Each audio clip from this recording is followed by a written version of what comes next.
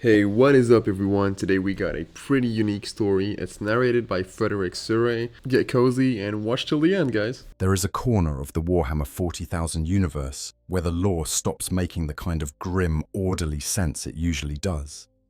Where the neat categories of predator and prey, master and beast, conqueror and conquered get blurred into something that raises genuinely strange questions.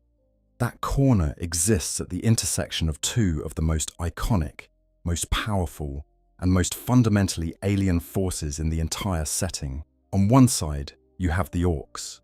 Loud, green, impossibly durable, and enthusiastic about violence in a way that seems almost comedic, until you remember that they are more numerous than any other species in the galaxy and have been fighting wars since before humanity learned to farm. On the other side, you have the Tyranids. Silent, cold, utterly without mercy, was an extragalactic swarm driven by a hunger so deep and so vast that it has consumed entire galaxies before turning its attention to ours. Creatures that exist not to conquer or to rule, but simply to devour until there is nothing left. These two forces have been fighting each other since the earliest days of the game's lore. They have been pitted against each other in some of the most dramatic and world-shaking conflicts the setting has ever produced. The Octarius War alone could fill multiple videos. But what makes the relationship between Orks and Tyranids genuinely fascinating? What makes it the kind of thing that rewards a really long, close look is the realization that the connection between them runs so much deeper than mere conflict. The story of Orks and Tyranids is not just a story about two monsters beating each other senseless across the void of space.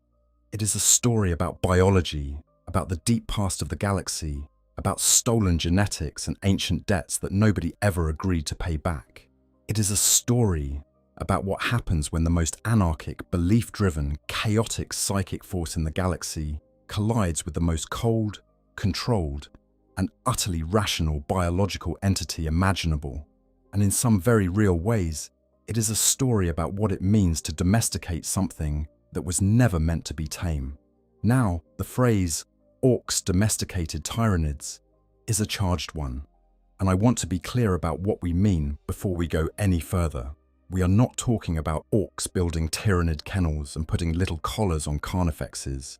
And although that is absolutely the kind of thing an Ork would attempt if given half a chance, we are talking about something that has unfolded over thousands of years of lore development, something that touches on the very origins of both species, something that has been quietly embedded in the background material since the earliest days of the hobby and has only become more elaborate, more strange, and more interesting with every edition that has passed. We are talking about the squigs, we are talking about the biovore, we are talking about the psychic collision of two galaxy-spanning intelligences, and we are talking about the beast snaggas, the Orks who made it their calling, their culture, and their deepest identity to hunt, subdue, and ultimately ride the most dangerous creatures in existence. So settle in, get comfortable. So this is going to take a while, and it is going to be worth every minute. The 41st Millennium is, by any reasonable definition, a place of unrelenting catastrophe. The Imperium of man creaks and staggers under the weight of 10,000 years of perpetual war. Chaos eternally presses against the edges of reality, seeking purchase in every frightened or corrupted soul. The ancient Necron dynasties wake from their tombs to reclaim worlds they owned before humanity existed. The Tau press the case for a different kind of future with railguns and philosophy. And threading through all of it, as constant and as inevitable as gravity, the Orks fight. They have always fought. They will always fight. They are the background radiation of conflict in the Warhammer setting, present in every war, present on virtually every front. Their green tide lapping at the edges of every other faction's ambitions. Against this backdrop, the Tyranids represent something qualitatively different. Every other threat in the setting, however extreme, however cosmic, is still in some sense local. The Chaos Gods are products of the galaxy's own psychic life. The Necrons ruled the galaxy and receded within it. Even the Orks belong to this place, creations of the Old Ones, woven into the deep history of the Milky Way. The Tyranids come from somewhere else entirely. They arrived from beyond the intergalactic void, from directions that suggest they have already eaten their way through neighboring galaxies, and they brought with them a hunger that does not distinguish between enemies and allies, between the sacred and the mundane, as between things worth preserving and things that are simply biomass. The universe, to the hive mind, is not a stage on which history unfolds. It is a larder, and yet, somehow, impossibly, when these two forces meet, the orcs do not simply get eaten, the Tyranids do not simply win. Something else happens. Something that defies the logic of both sides. Something that leaves the galaxy changed in ways that nobody, not the Inquisitors tracking it, not the Tau philosophers speculating about it, not the elder seers who have seen it coming for longer than humanity has written language, can entirely account for. That is what this video is about. We are going to start from the very beginning, from the fundamental nature of both species, and we are going to trace the thread of connection between them across the full span of 40,000 history, both from the early days of Rogue Trader in the late 1980s, all the way to the most recent lore of the 10th edition era and beyond. We are going to cover the squigs in detail, including the genuinely strange story of their original origin, which is quite different from the one currently in the codexes. We are going to spend serious time on the Octarius War, one of the most consequential and honestly one of the most narratively rich conflicts in the entire setting. A conflict that started because one renegade inquisitor decided to play the galaxy's most dangerous game of chess. We are going to look at the biovore, a Tyranid bioform that may be more orcish than the orcs themselves would be comfortable admitting. We are going to talk about the beast snaggas, about Mozrog's Scragbad and his terrifying companion Big Chomper, and about what it really means to ride a creature that the entire rest of the galaxy considers a nightmare. And we are going to end by asking the question that the lore keeps circling back to without ever quite answering. What happens when two forces that are supposed to consume and destroy each other instead shape each other, learn from each other, and carry pieces of each other forward into the future? Take a slow breath. Let the galaxy settle around you. We are about to go somewhere strange. Section 2. What are orcs? The Green Tide explained. Before we can talk about how orcs and Tyranids interact, we need to really understand what each of them is, not in the quick thumbnail summary way that players sometimes shorthand their factions, but in the deep, lore-rich, properly atmospheric way that makes the setting feel alive. Well, let us start with the orcs, because in many ways they are the less immediately threatening of the two, and yet, in terms of raw numbers and sheer, unkillable persistence, they are arguably the most powerful species in the galaxy. An orc stands between 2.5 and 3 meters tall at mature size, though the largest individuals, the warbosses and the legendary great warbosses, can grow considerably bigger than that. They are broad across the shoulder and the chest, heavily muscled in a way that suggests a creature built not through selective breeding for aesthetics, but through pure biological engineering for utility. Their skin is green, a consequence of symbiotic algae that live within their cells. Their skulls are thick, their jaws are heavy, their hands are large enough to crush a human ribcage without particular effort, and their eyes have the kind of focused, intense brightness that you sometimes see in intelligent animals that are very good at hunting. They are not, despite what they look like on the surface, stupid. They are not refined, not subtle, not particularly interested in long-term planning of the kind that requires sitting quietly in a chair. But they are cunning, and they are persistent, and they understand certain things about the nature of power and violence with a clarity that most more sophisticated species never reach. The biology of the orc is unlike anything else in the setting. At the most fundamental level, an orc is a symbiosis of animal and fungus, two forms of life woven together so thoroughly that neither could survive without the other. The fungal component handles much of what other species rely on their internal organs for. and it replaces the kind of complex biochemical infrastructure that mammals depend on, which is one reason orcs can survive injuries that would immediately kill a human. You can remove an orc's arm, and with enough time and the ministrations of one of their pain boys, a biologically creative individual who should not be allowed near anything that calls itself medicine, but who gets results, the orc will simply grow it back. You can shoot an orc through the torso and, if the shot does not destroy enough critical tissue, it will keep fighting. The orc's body is not delicate. It is robust in a way that feels almost intentional, because it is. The orcs were made this way, more than 60 million years ago, according to the best current understanding available to Imperial scholars. There existed a species of ancient, highly advanced beings called the Old Ones. The orcs know them as the Brain Boys, which is an accurate, if magnificently unimpressed way to describe a civilization that may have been among the most technologically and biologically sophisticated the galaxy has ever produced. These Old Ones created the orc race, called the Krork in their original pre-degraded form, as weapons. Not reluctant weapons, not weapons that had to be pressed into service. The orcs were purpose-built for war against the enemies of the Old Ones, specifically the Necrontyre and their C'tan masters, and they were built to win.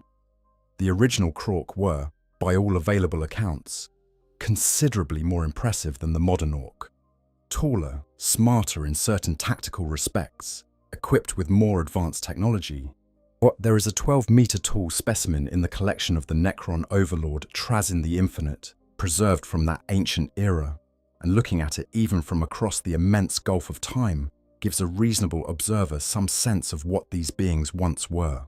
The orcs of the 41st millennium are, in a real sense, a degraded version of their ancestors, a war machine that has been running without maintenance for 60 million years.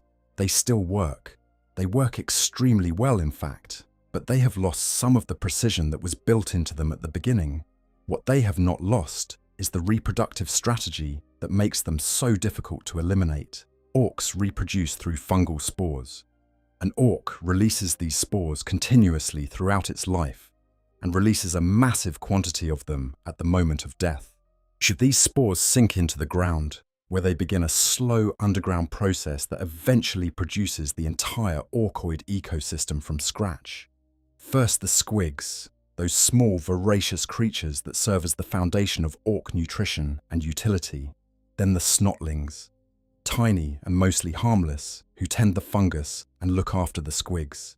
Then the Gretchen, who build things and run errands and generally occupy the ecological niche of the extremely put-upon servant class. And finally, given enough time and enough biomass to feed the process, the orcs themselves. This means that you cannot truly clear a world of orcs by simply killing the ones you can see. Every dead orc is a spore bomb seeding the planet with the potential for future infestation. Decades after an orc warband is defeated, seemingly from nowhere, which new feral orc tribes emerge from whatever wilderness the planet has, spoiling for a fight that they do not remember starting, but feel instinctively they are owed. The only reliable way to entirely eliminate an orc presence from a planet is exterminatus, the complete annihilation of the surface and much of the crust. The Imperium has done this more than once. It has occasionally worked. What drives the orc to war is not ideology, not survival pressure, not even the territorial impulse that motivates most predators. It is something more fundamental, and in some ways more terrifying. Orcs love to fight. They are engineered to love it. Combat is not a means to an end for an orc. It is an end in itself, the experience towards which their entire biology is oriented. An orc in a good fight is an orc at peak biological function, or releasing chemicals that flood its system with something that functions like joy. An orc without a fight is an orc that will soon manufacture one, either by finding an enemy to attack or by turning on the orcs nearest to it until something interesting happens. Now here is where the orc biology gets genuinely strange, in a way that is directly relevant to everything we are going to discuss later. All orcs, every single one, generate a low-level psychic field, Not the kind of psychic field that manifests as fire or lightning or precognitive visions. The orc psychic field is subtler than that and stranger. When orcs gather in large numbers, their collective belief becomes a force that can alter physical reality. Thus, the gestalt energy generated by a massive gathering of greenskins is powerful enough to make their ramshackle technology work through sheer faith. Orc guns are, by any reasonable engineering standard, not functional weapons. They are bolted together chunks of scrap metal that should jam or explode or do nothing at all the vast majority of the time.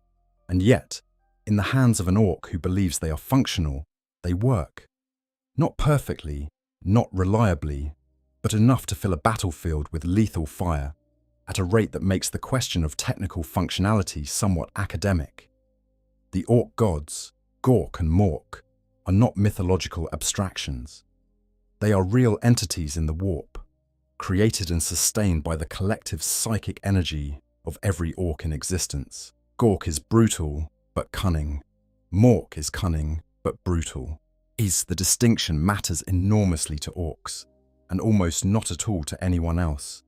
But the point is that there are two immense entities in the warp, whose existence and power is directly proportional to the number of orcs who believe in them. The more orcs there are, the more powerful Gork and Mork become. The more powerful Gork and Mork become, the more confidence their believers feel, which feeds back into the gestalt field, which makes orc technology work slightly better, which lets more orcs survive battles, which means more spores, which means more orcs, which means more psychic energy. It is a self-reinforcing cycle that has been running, with interruptions and setbacks, for 60 million years. The orc relationship with numbers is important. It is not just that orcs are dangerous in large quantities, but it is that a large gathering of orcs is qualitatively different from a small one, in ways that touch on something real and deep about the nature of consciousness and belief in the Warhammer universe. When a truly massive gathering occurs, when hundreds of thousands or millions of orcs converge on a single purpose behind a single leader who has proven himself the strongest, something changes. The psychic energy in the air becomes visible as green crackling light. The orc warboss at the center of it all begins to grow, physically, as the collective belief of his followers pours into him. Individual orcs become stronger, faster, more accurate, more durable. The technology that works occasionally on a normal day works nearly all the time. Weird boys, the orc psychers who channel the collective energy of their fellows, become dangerous enough to level buildings and knock aircraft out of the sky. This gathering force of convergence is the beating heart of orc culture, the thing that all their fighting and all their brawling and all their endless tribal conflict is building toward. Every orc knows, somewhere in the genetic memory laid down 60 million years ago by the engineers of the old ones, that the proper end state of all this chaos is a gathering so vast and so unified that it will shake the galaxy. They have been trying to achieve it ever since. They have come close, sometimes terrifyingly close.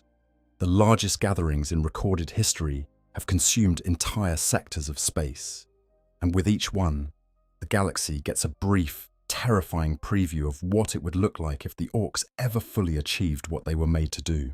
It has not happened yet, but the infrastructure for it, the biology, the psychic architecture, the cultural drive, all of it has been in place for 60 million years, waiting. Section 3. What are Tyranids?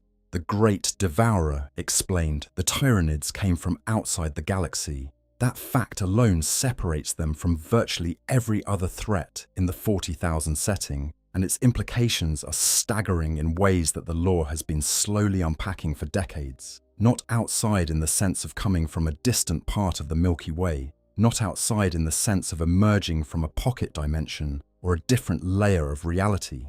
The Tyranids came from the intergalactic void, from the cold darkness between galaxies, from somewhere far enough away that the evidence suggests they have already consumed multiple galaxies before arriving here. From the direction from which different hive fleets have approached suggests a journey of unimaginable scale. The hunger that drives them is not the hunger of a creature that has been starving.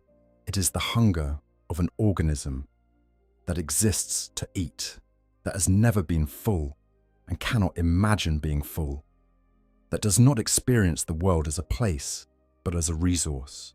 The basic unit of the Tyranid menace is the hive fleet. A hive fleet is a self-contained ecosystem of spacefaring biomechanical craft, billions of individual organisms of different types and functions, all controlled by a single overarching intelligence called the hive mind. The hive mind is not located anywhere in particular. It is not a brain sitting in a ship somewhere that you could destroy to stop the invasion. It is a psychic gestalt, or a collective consciousness that exists partly in real space and partly as an overwhelming presence in the warp, spread across the entire fleet, present in every bioform from the smallest ripper to the largest Norn queen. Every Tyranid creature is a node in this network, receiving commands and feeding information back. No individual Tyranid has will, not in any meaningful sense.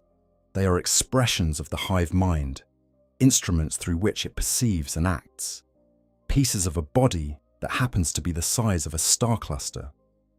The three hive fleets that have had the most significant impact on the Milky Way were Behemoth, Kraken, and Leviathan, though these are just the largest and most coherent of many tendrils, splinters, and advanced scouts that have been probing the galaxy for far longer than official histories admit.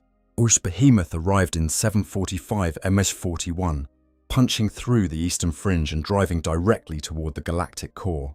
Kraken arrived in 993 MS-41. Its approach scattered across multiple fronts that stretched Imperial defenses to the breaking point. Leviathan arrived in 997 M-41, attacking from below the galactic plane in a two-pronged formation that simultaneously cut off vast sections of the galaxy from warp communication. And it is Leviathan that is most directly relevant to our story here. What makes the Tyranid methodology so profoundly different from every other form of warfare in the setting is that it is not warfare in any traditional sense.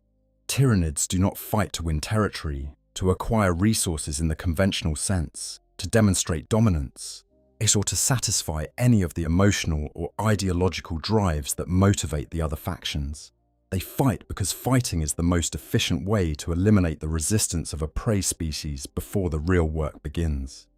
The real work is consumption. Every creature killed by Tyranid bioforms is gathered, dissolved in pools of biological acid, reduced to its component biomass, and recycled into the production of new Tyranid organisms. Every planet in their path is stripped of its biosphere, its atmosphere, its very crust if it contains anything nutritionally useful. What they leave behind is a dead rock orbiting in silence. This is not cruelty. The hive mind does not experience cruelty any more than a digestive system experiences cruelty, whereas it is simply the most efficient process the hive mind has developed for converting the raw material of the galaxy into more of itself. The intelligence behind this process is formidable. The hive mind is capable of strategic thinking on a scale that dwarfs anything any individual human commander could manage. It can coordinate billions of organisms across multiple star systems simultaneously.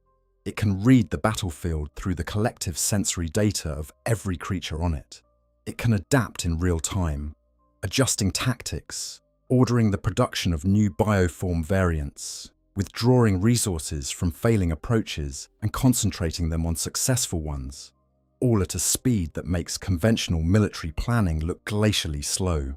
And unlike most military commanders, it does not lose information when individual units are destroyed, as every Tyranid organism that dies feeds its experiences back to the hive mind at the moment of death, adding to the accumulated tactical knowledge of the fleet. The Tyranids are also, and this is relevant to the psychic story we're going to tell, a psychic civilization, though that description needs careful qualification. The hive mind operates through a form of psychic communication called the synapse, a network of mental control that connects every Tyranid to the central will of the fleet. Larger, more complex organisms called synapse creatures serve as relay nodes, maintaining the connection between the hive mind and the smaller, less complex bioforms nearby. A termagant or hormigant near a synapse creature is a precisely controlled weapon. The same organism separated from the synapse network becomes feral, unpredictable, or eventually listless and then dead, because without the hive mind's direction, it does not even have the survival instinct to feed itself properly. The psychic power involved in maintaining a hive fleet is so vast that it produces a phenomenon called the shadow in the warp. Imagine the normal psychic atmosphere of the galaxy as a kind of ocean, deep and complex and full of currents. The hive mind, when it approaches a star system, does not add to this ocean, it smothers it. The shadow in the warp is the experience of having that ocean replaced with something that is not water, that is not anything recognizable, that fills the same space but leaves the mind that reaches into it with nothing to hold onto and no way to breathe. Most psychers who attempt to use their abilities near a Tyranid fleet describe the experience as being buried alive inside a sound that has no pitch, only weight. Most of them go mad. Some simply die from the contact. Astropaths, who rely on psychic communication to maintain the Imperium's interstellar information network, are deafened and destroyed by it. Navigators, who guide ships through the warp by reading its currents with a psychic third eye, are blinded. This means that the arrival of a hive fleet is announced not by any physical signal, but by silence. Star systems stop responding to messages. Ships that try to leave through the warp emerge far from where they intended, or not at all. The first evidence that a world is doomed is often simply that nobody hears from it anymore. The hive mind hungers, and it is patient, and it does not stop. There is one other thing about the Tyranids that is relevant to our story, and it is perhaps the most important thing of all. The hive mind does not just consume, it learns. Every organism it digests becomes part of its genetic library. Every species it encounters teaches it something new. If a prey species has a trait that is useful, the hive mind will reverse engineer it, incorporate it into its own bioform production, and turn it against the next prey. It is an entity that improves with every world it eats, that comes out of every conflict slightly stronger, slightly better adapted, slightly more capable of winning the next one. For most species, being eaten by Tyranids means the permanent end of their contribution to the galaxy's story. Your civilization is over, your biology is gone, you are biomass. But for orcs, as we are about to see, it is considerably more complicated than that.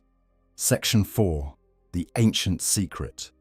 Squigs, rippers, and a stolen heritage. In the very beginning, in the earliest editions of the Warhammer 40,000 universe, when the game was still called Rogue Trader, and the lore was still being assembled from pieces of science fiction inspiration and fever dream improvisation in a small office in Nottingham, the relationship between Orks and Tyranids was described in terms so strange and specific that they have been quietly controversial ever since. The squig, that most beloved of orcoid companions, that round, teeth-heavy, bouncing little creature that orcs use for food, for hair, for music, for medicine, for weapons, and apparently for sport involving biting contests. Orc did not begin its life in the lore as an orc creature at all. In the original source material, in the documents that first defined the Tyranids as a playable army in White Dwarf issue 145 in January 1992, squigs were described as Tyranid organisms. Specifically, they were described as bioforms that the Tyranids had constructed from orc genetic material. They were listed as a unit in the Tyranid army list, right there alongside the Genestealers and the Zoanthropes and the ancient predecessors of the creatures we know today. A Tyranid army, in that earliest conception, could include what were called squig swarms, groups of these small, rounded, fang-heavy creatures that were functionally indistinguishable from the squigs already living among the orcs. The lore note that accompanied this was extraordinary. According to the earliest accounts available to inquisitors of the Ordo Xenos, the orcs had encountered these Tyranid-created organisms, recognized something in them, something that felt inherently orky, something that resonated with their own genetic memory and their collective psychic sense of what belonged in their world, and they had adopted them. They took the squigs off the Tyranid bioships they had boarded and raided. They brought them home. They incorporated them into their ecosystem so completely that within a remarkably short span of time, the squig seemed to have always been part of orc culture, a fixture so fundamental that imagining the orcs without them felt impossible. This is a striking image if you sit with it. Orcs boarding Tyranid vessels and emerging not with weapons or loot, but with small round creatures that feel right to them in some way they cannot articulate. Orcs who are ferocious and aggressive, and not generally given to nurturing instincts, cupping these Tyranid-engineered organisms in their enormous hands, and deciding, with the finality that orcs bring to all their decisions, that these were theirs now. The Tyranids had made something from orc DNA, and the orcs had claimed it back, and in the claiming had made it something new, had taken it out of the cold logic of the hive mind's genetic library and brought it into the chaotic, belief-saturated world of the greenskins. Now, the canonical status of this origin story has shifted considerably over the decades. By approximately the 3rd edition of the game, as the squig swarm had disappeared from the Tyranid army list, the creatures that had occupied that unit entry were quietly redesignated as the bioform we now know as Rippers, a slightly different creature serving a slightly different narrative role. Rippers are the smallest and most expendable of Tyranid bioforms, swarm organisms used to strip battlefields of biomass in the aftermath of combat, small enough and simple enough that the hive mind can produce them in staggering quantities with minimal resource investment. They are not squigs. They no longer share a name or an explicit connection. The canonical record was edited. More recent editions of the Orc Codex have moved toward a different explanation for the squig's origin. The current prevailing theory in the setting, attributed to the genitors of the Adeptus Mechanicus, is that squigs were created by the Old Ones alongside the orcs themselves, as part of the self-sustaining orcoid ecosystem that allows the greenskins to travel to any world and immediately begin establishing themselves. Under this interpretation, squigs are not late additions to the orc story, but founding elements of it, as ancient as the orcs themselves, as deliberate as every other piece of the orcoid survival package. They are, in this reading, the Old One's solution to the problem of feeding and sustaining a warrior race that would need to operate across hundreds of planets without reliable supply lines. But here is the thing. Both of these stories are in the lore simultaneously. The newer origin is not a contradiction of the older one, so much as a different layer of the same mystery. As if squigs were created by the Old Ones as foundational elements of the orc ecosystem, that does not mean they stopped there. The Tyranids have been in this galaxy longer than any Imperial record admits. They have been consuming worlds and adapting their bioforms for thousands of years at minimum, and the lore is quite specific that they study and reverse engineer everything they consume. If early Hive Fleet scouts, arriving before the main invasion forces, encountered the orcs and analysed their biology, they would have encountered the squig. They would have taken it apart, understood it, reproduced it. They would have made their own version, a cold, precise copy, stripped of whatever makes it feel orky and repurposed for hive mind objectives. And then, potentially, should the orcs encountered those Tyranid ships and found the creatures aboard them, and recognized them in the way that living things sometimes recognize what belongs to them. Under this reading, the history runs backwards. The squigs began with the Old Ones, the Tyranids copied them, and the orcs reclaimed the copies, and somewhere in that cycle of theft and reclamation, the boundary between the two species' biological heritage became genuinely difficult to trace. The lore does not explicitly confirm this reading, but it does not rule it out either, and the fact that the Tyranid connection keeps appearing in official materials suggests it is something Games Workshop has never entirely wanted to abandon. What makes the squig connection matter is not just the historical curiosity of its origins, and it is what it tells us about the relationship between orc biology and Tyranid biology at the most fundamental level. The Tyranids were able to replicate squigs from orc genetic material. That means, at minimum, that the hive mind had access to and understood Orkoid genetics at some point in the distant past.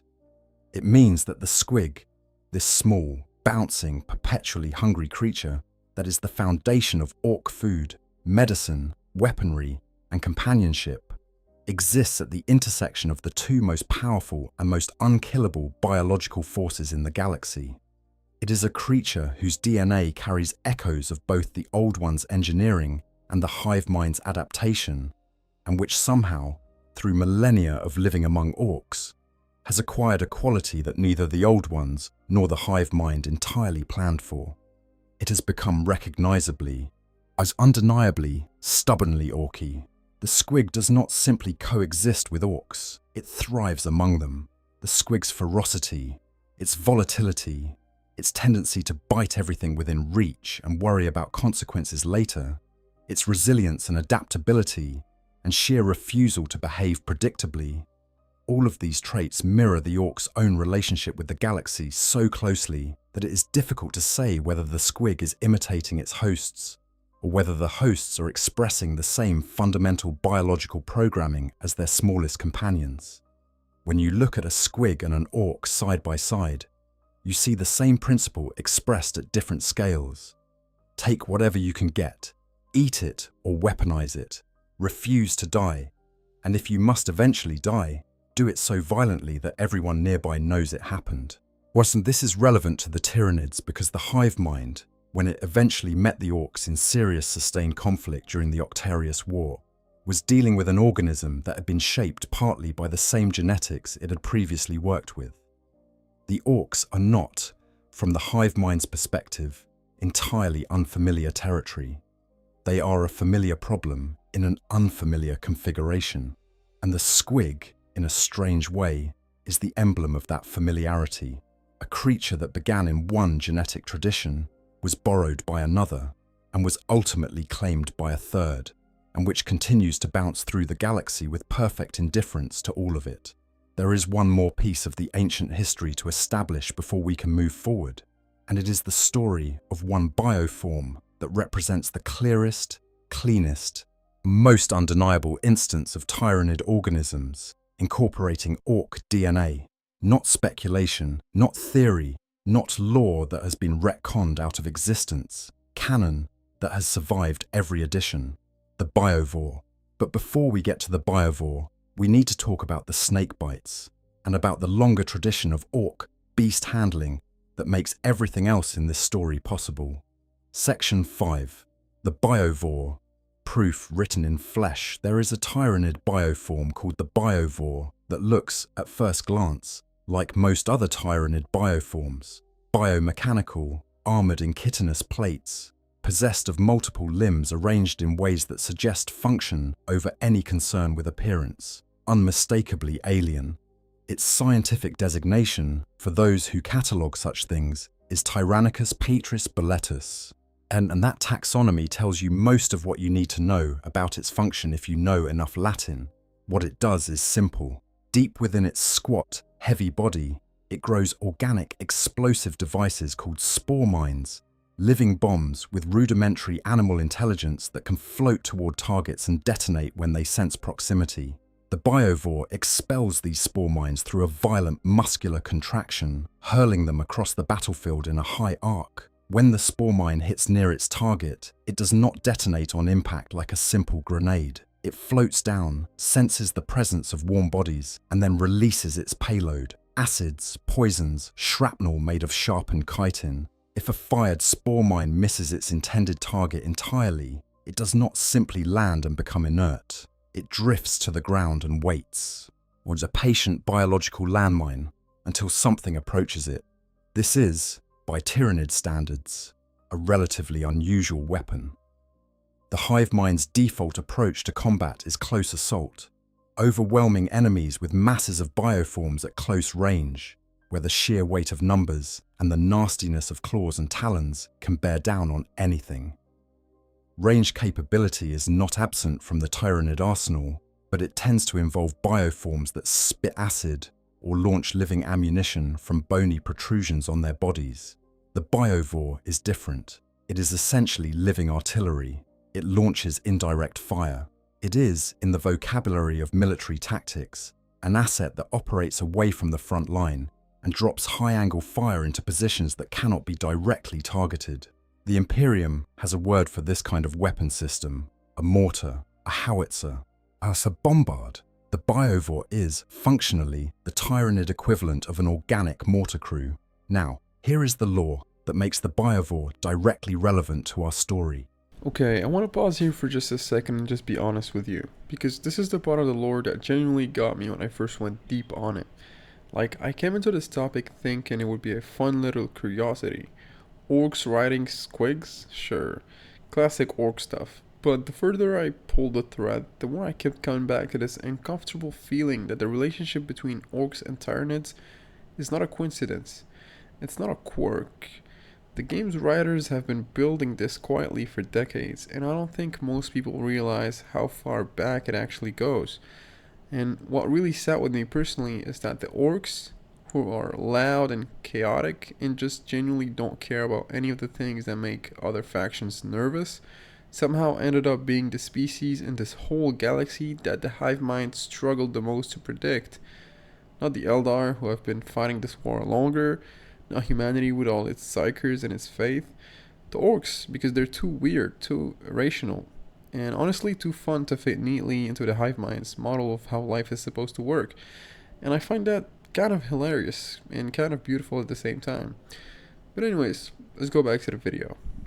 Imperial savants, the genitors of the Adeptus Mechanicus, the scholars of the Ordo Xenos, who make it their life's work to understand the Tyranid menace, believe that the hive mind created the biovore using orc genetic material. This is stated in the official codex materials. It is not fan theory or speculation. It is a canonical piece of the Tyranid biological record. The biovore is thought to have been derived from orcoid gene stock, and the trait that orc genetics contributed to its creation was the one thing orcs are universally celebrated for: a capacity for indirect ranged bombardment. Think about that for a moment. Mas, because it is strange when you hold it up against what we know about orc combat philosophy. Orcs are not, as a general rule, patient-ranged fighters. They love close combat.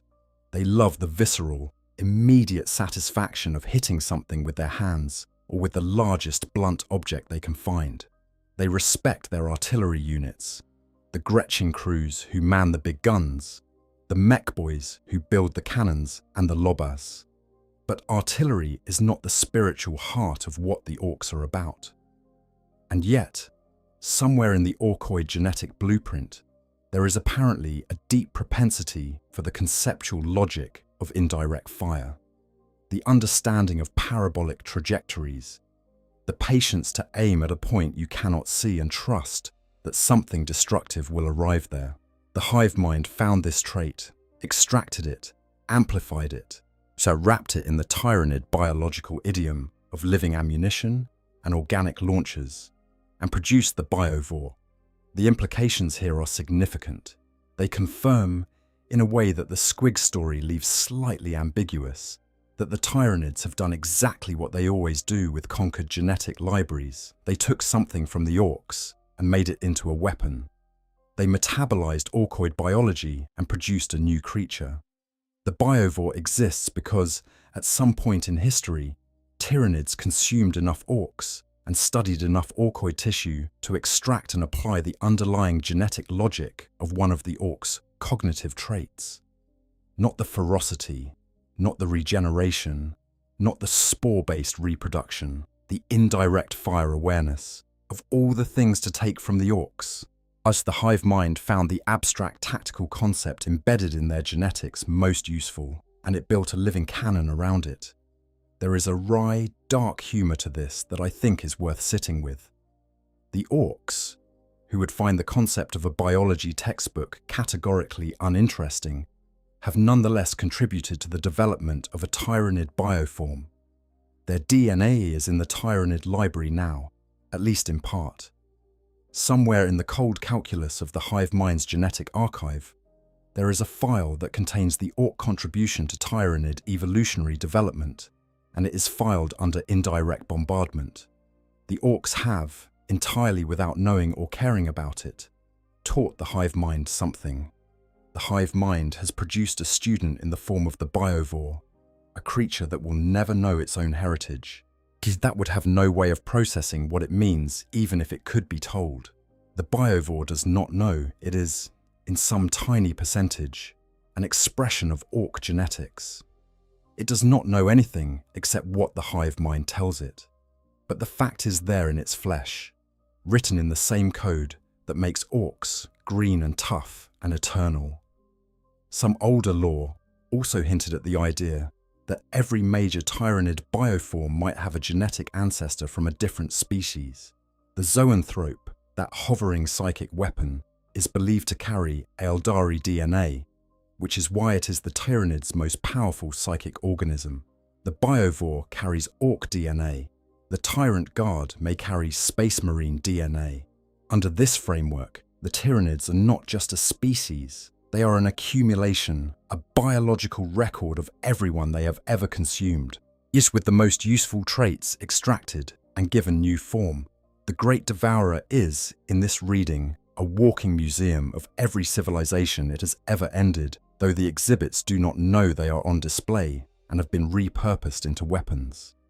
The biovore is perhaps the clearest living proof that the Orc-Tyranid connection is not a recent development, not something that began with the Octarius War. It is ancient, it predates any human record, it predates the Imperium, predates the Age of Strife, possibly predates the entirety of recorded galactic history. The Orcs and the Tyranids have been part of each other's story for so long that the boundary between them, in genetic terms, has never been entirely clean. Watch Section 6, the snakebites and the old ways to understand the beast. Snaggas and the tradition of orc beast handling that culminates in their extraordinary relationship with Tyranid bioforms. You have to understand the snakebites clan first, because the snakebites are where the deep cultural roots of this tradition live. The orc clans are the organizing principle of orc culture, the broad tribes or philosophical traditions that give individual orcs a sense of identity beyond their immediate warband. Each clan has its own aesthetic, its own priorities, its own way of being orky. The Goths love close combat above all else and favour black as their colour. The Blood Axes are the ones who, embarrassingly, actually study Imperial tactics and occasionally use them. The Bad Moons are the wealthiest, because they grow the fastest teeth and therefore always have the most currency. The Death Skulls are the looters, forever acquiring other people's technology and painting it blue for luck. The Evil Sons are the speed freaks, always modifying their vehicles to go faster and painting everything red. But the Snakebites are something different from all of these. The Snakebites are the traditionalists. While the other clans embrace the technological direction that Orc civilization has evolved toward over millennia, the Snakebites have largely declined. Not because they cannot use technology when they have to, and they do, for space travel and for the heaviest weapons. There are practical limits to how far any orc can take ideological purity.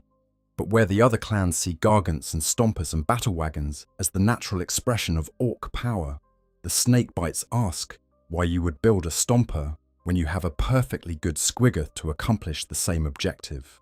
Why would you trust a machine with all its potential for malfunction and its dependence on mech boys who might not be around when you need them, when you could have a living creature that eats what it finds, repairs itself, and improves with age? The Snakebites are nomadic in a way that other orc clans are not. They do not build permanent settlements. They move constantly, following the great beasts they hunt and breed, their caravans stretching across continents and eventually across star systems. Their symbol is the venomous serpent, and they maintain this symbolism through initiation rites that involve being bitten by the most dangerous snakes they can find, because an orc who can survive a venomous bite without dying has demonstrated a resilience that the Snakebites consider fundamental to their identity. They collect venomous creatures, the way other orcs collect weapons or vehicles, carrying dangerous animals with them from planet to planet, in case their new destination turns out to have insufficient varieties of deadly fauna. Their expertise with animals, and specifically with squigs and squiggoths, is unmatched in Orc culture. The snakebites are the only clan that knows the secret methods for breeding and raising gargantuan squigoths, those truly enormous creatures that can reach the size of a small titan and serve as mobile fortresses. What a gargantuan squigoth is not simply a large animal, it is an argument, it is a statement. When a snakebite warband marches behind a gargantuan squigoth, the question of whether they have the right to be wherever they are going becomes considerably less interesting to discuss. The snakebites jealously guard the breeding methods for these creatures, selling younger specimens to other clans while keeping the full secret to themselves, which is about as much commercial cunning as you will ever see from an orc. The snakebite's relationship with beasts is not casual or purely utilitarian. There is something in the snakebite culture that genuinely values the bond between an orc and a creature that has chosen, or been persuaded, to follow it. The process of breaking a squigoth to ride is not quick, and it is not clean. A young squigoth is, even at less than its full size, a creature that can end an orc with a single ill-considered stomp. The snakebites do not automate this process. They do not use devices or restraints in the initial stages, or at least not only devices and restraints.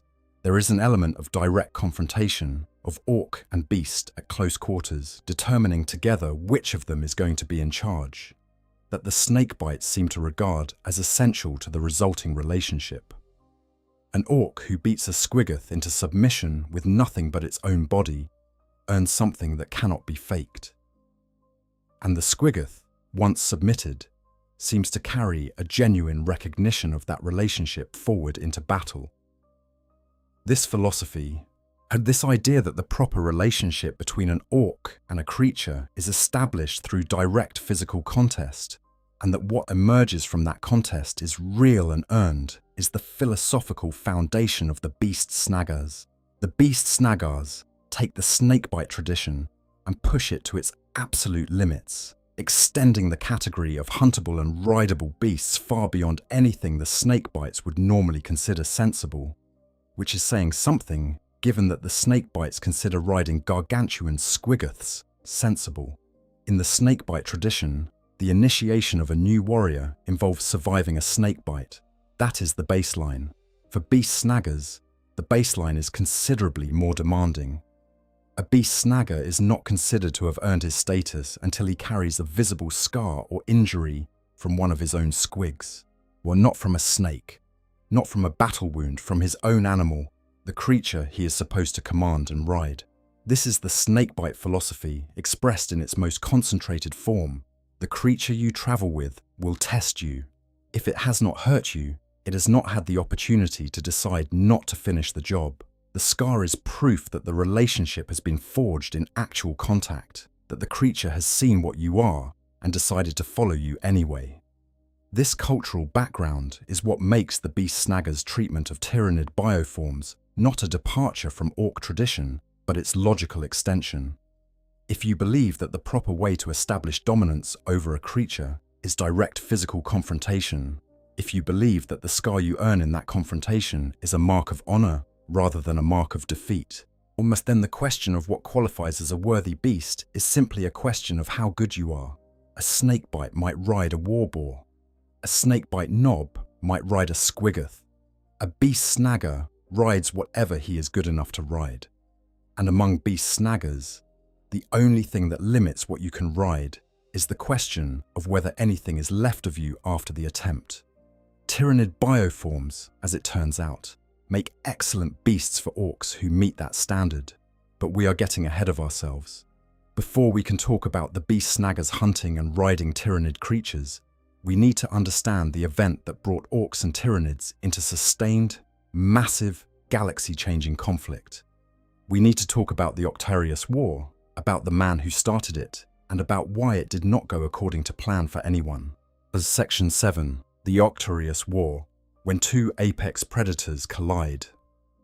In the closing years of the 41st millennium, as the Imperium lurched from crisis to catastrophe with the regularity of a civilization that has been in structural collapse for several thousand years, but has not yet quite finished the process, an inquisitor named Fidus Cryptman was watching the stars go dark. Cryptman was, by the time our story takes him up, one of the Ordo Xenos' foremost experts on the Tyranid menace. He had been tracking Hive fleets since the First Tyrannic War. He had watched Hive fleet behemoths smash against Macragge and recede, and he had been one of the few people who understood that retracting was not the same as retreating. And he had watched Hive fleet Kraken scatter across multiple simultaneous fronts and nearly overwhelm the Imperium's ability to respond to any of them. He had observed what the Tyranids did to every world in their path, with the detached clarity of a man who had been taking notes for a very long time and had reached conclusions that kept him awake at night. When Hive Fleet Leviathan arrived in 997 Isin 41, Cryptman recognized immediately that this was different from anything that had come before. Leviathan was not approaching from one direction. It was coming from below the galactic plane in a two-pronged attack that was geometrically clever, cutting off entire sectors of the galaxy from each other, creating zones of silence as the shadow in the warp smothered astropathic communication across vast stretches of space. When its biomass was greater than Behemoth and Kraken combined, its approach suggested coordination on a scale that implied the Hive mind had been studying the previous two campaigns and adjusting. Cryptman implemented what became known as the Cryptman Census, a massive intelligence-gathering effort that burned out dozens of astropaths in its execution, trying to track the scale and direction of the fleet. What he discovered was not reassuring. Leviathan was heading toward the heart of the Imperium. Given enough time and biomass to feed on along the way, there was a credible path from the fleet's current position to the Segmentum Solar, to Terra itself. He responded by doing what he believed had to be done. He issued orders for exterminatus on every world in Leviathan's path that could not be defended. But the logic was sound in a cold way. A Tyranid fleet grows stronger with every world it consumes. Deny it worlds, and you deny it growth. The execution was among the worst single acts of destruction the Imperium has ever inflicted on itself. Billions of people died.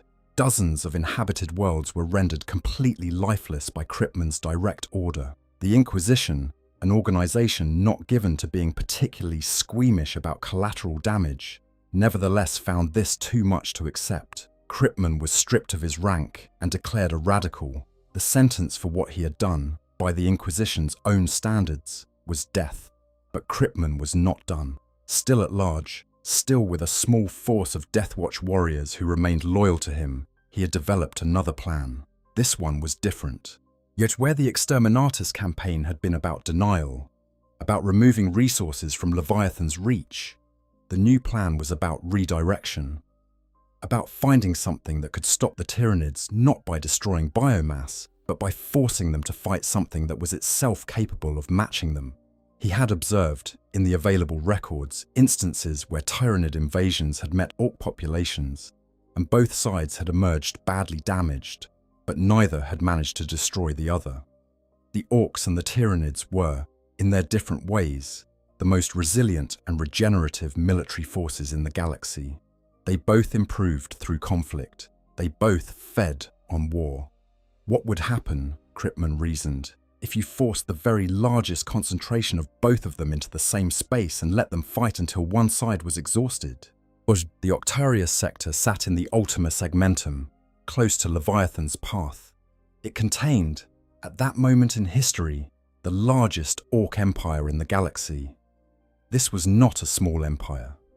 This was an empire ruled by an Orc warlord who held the title of Overfiend of Octarius, a being of such martial prestige that Orcs from light years in every direction had answered the call to gather there. The cities of Octarius were teeming with life in the particular way that Orc cities teem: dense, aggressive, layered with spores and fungus, and the continuous low-level violence of millions of Orcs packed into close proximity. Cryptman captured a brood of live genostealers from a drifting space hulk. He put them in stasis. He seeded them aboard the hulk and then altered its trajectory, sending it directly into Octarius. Once as the genostealers woke and began establishing their cult, they sent out the psychic signal that Tyranids follow, a specific wavelength of telepathic call that functions as a beacon for the Hive mind. And Hive Fleet Leviathan, following that signal, changed course. Not toward the heart of the Imperium, toward the Orc Empire of Octarius. Kryptman's plan, as plans of this type so often are, worked exactly as intended in the short term, and then began to go wrong in ways that should perhaps have been predictable. The initial phase of the Octarius War went reasonably well for the Imperium, in the sense that the Imperium was not directly involved. Tyranids and Orcs slammed into each other across the Octarius sector in engagements of staggering scale. The early stages of the conflict showed exactly the kind of mutual attrition that Kryptman had hoped for. Both sides took enormous casualties. The Tyranids were absorbed in the kind of massive, sustained close-quarters combat that they find most expensive in terms of biomass. The Orcs were fighting an enemy that did not run, did not surrender, did not get demoralized, and came back from every engagement having adapted. For both sides, this was the most challenging enemy they had ever faced. Then the problem with Kryptman's arithmetic became clear. He had assumed that mutual destruction was the likely outcome, that two forces fighting in a closed system would grind each other down. What actually happened was that both sides got stronger. Every Orc that died in the fighting seeded the planet with spores, and the Orcs who survived found themselves hardening against the Tyranid threat, the way any organism hardens against repeated exposure to a serious challenge. Imperial observers noted with growing alarm that Orcs from across the galaxy were converging on Octarius, drawn by the gestalt call of a massive gathering in progress. They were not coming to reinforce a failing position. They were coming because it was the greatest fight available, the kind of sustained, planet-scale, faction-against-faction war that the Orc psychic field feeds on like sunlight, and every Orc that the Tyranids killed and consumed was an Orc that fed them Orcoid DNA. Every Orc devoured was a contribution to the hive mind's genetic library. Every battle on every world in the Octarius sector was teaching the hive mind something new about how to fight the most militarily evolved species in the galaxy, and the hive mind was learning fast. Tyranid bioforms began appearing at the edges of the conflict zone that were demonstrably larger than anything the same fleet had deployed earlier, more aggressive, harder to kill.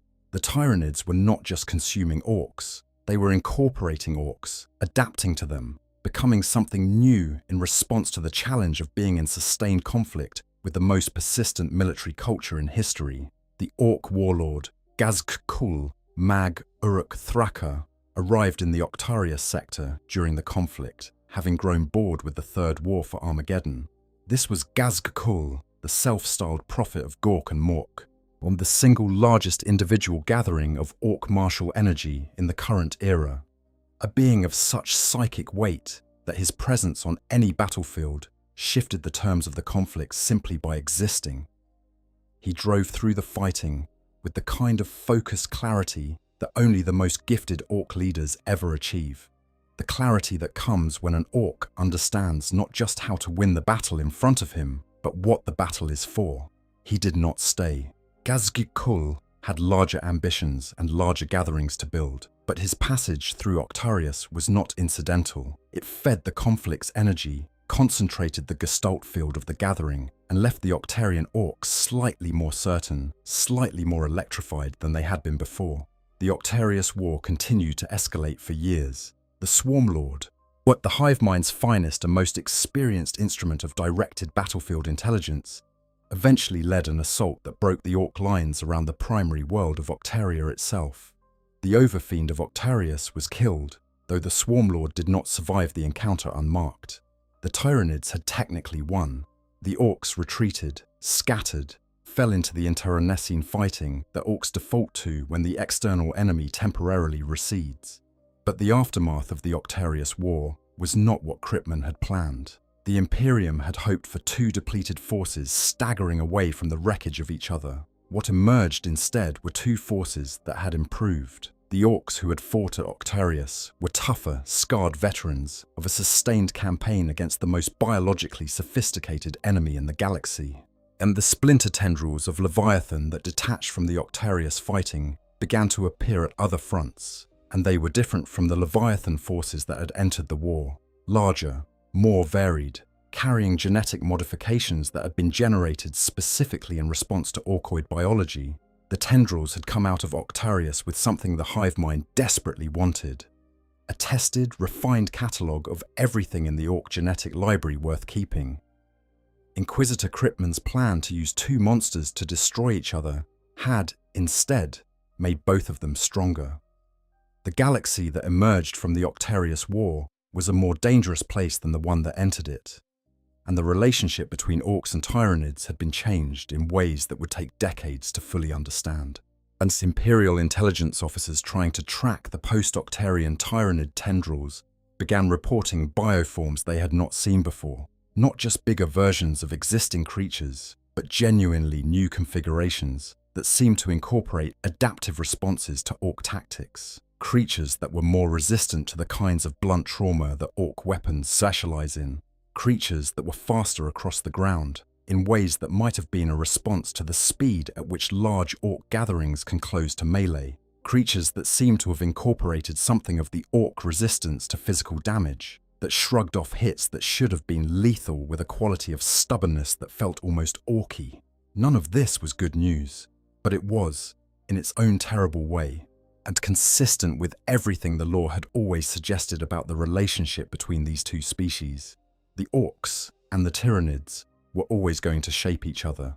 The question was never whether they would interact, but how deeply. The Octarius War provided the answer, very deeply, more deeply than anyone in the Imperium, except perhaps Cryptman, had thought was possible in a single sustained campaign. Meanwhile, across the broader galaxy, the Orks who had survived Octarius were spreading those experiences through their culture. Stories of fighting the Great Devourer circulated through the Gestalt field that connects all Orks everywhere.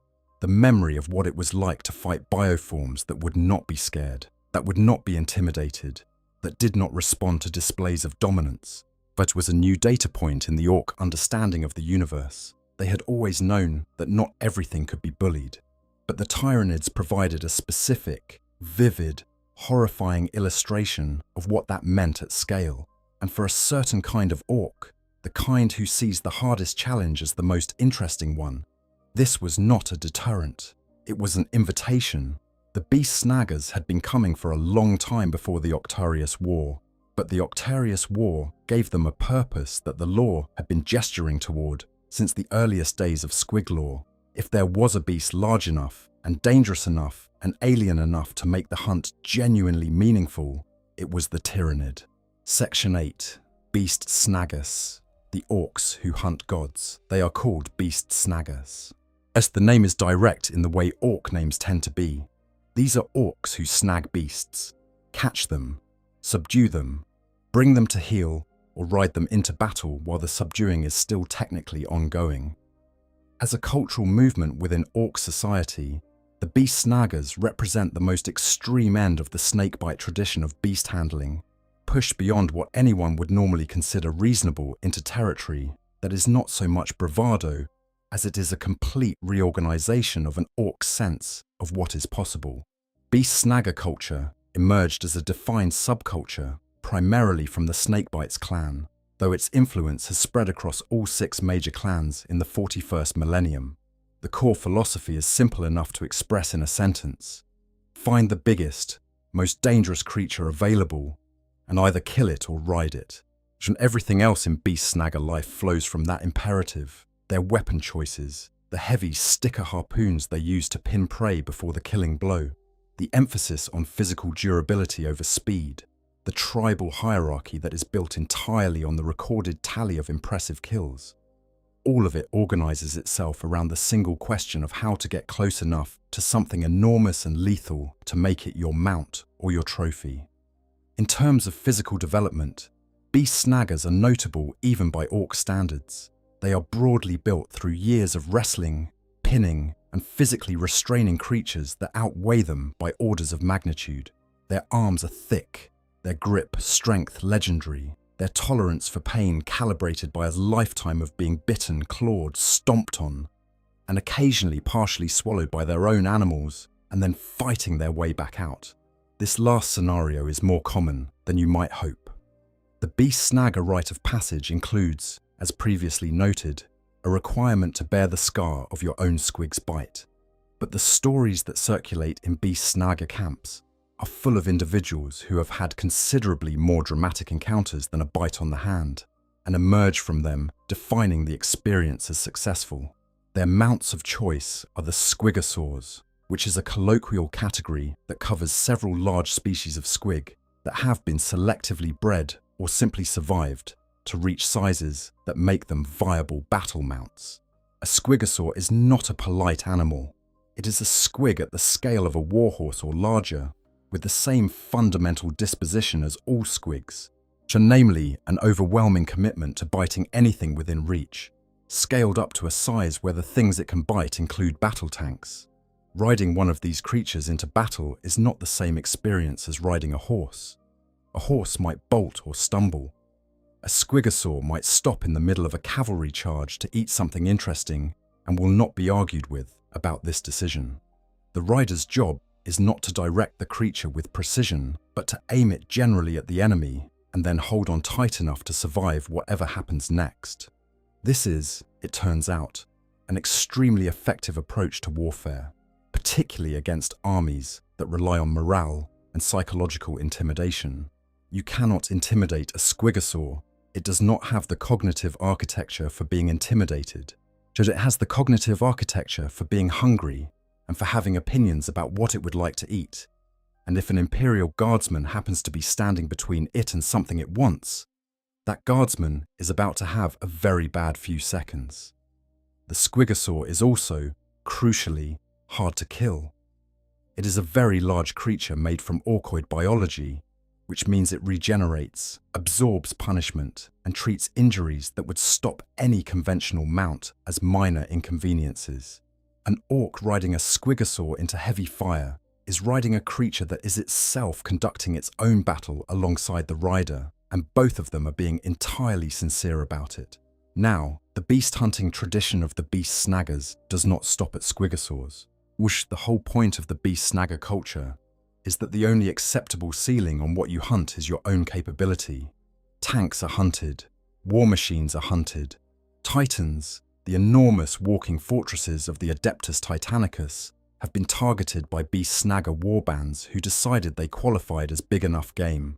The beast snaggas do not distinguish between a living creature and a mechanical one when it comes to the thrill of the hunt. If it is large and it kills things, it counts. But among all the possible prey that the galaxy offers, Tyranid bioforms hold a special place in beast snagga mythology.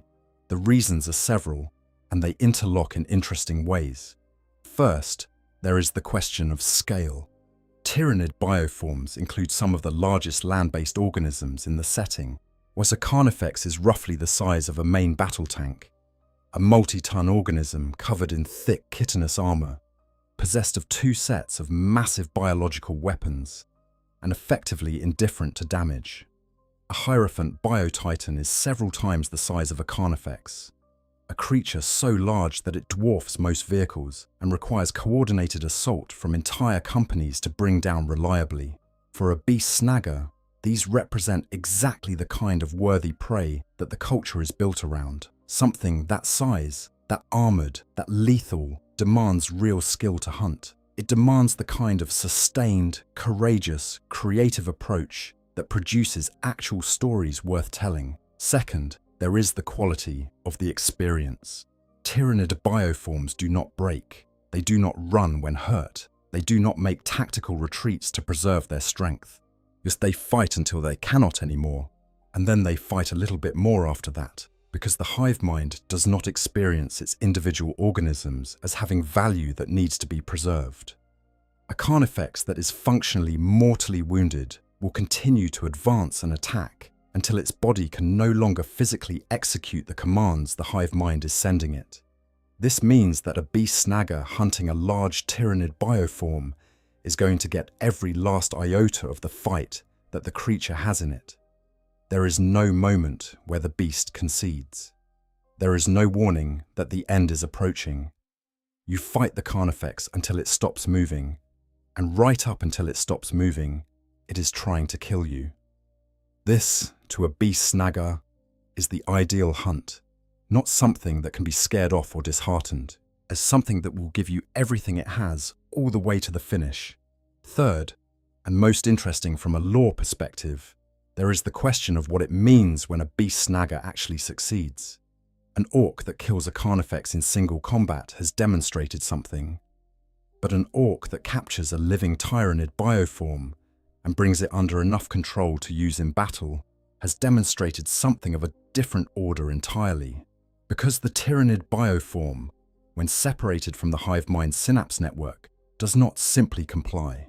It does not go feral in the predictable way that a dog might go feral without a master. It becomes something more dangerous in some ways, more unpredictable, operating on pure survival instinct without the organizing intelligence that usually coordinates it. So controlling a synapse-severed Tyranid creature is not like breaking a horse. It is like convincing a force of nature to go in the direction you want, using only your personality and your fists.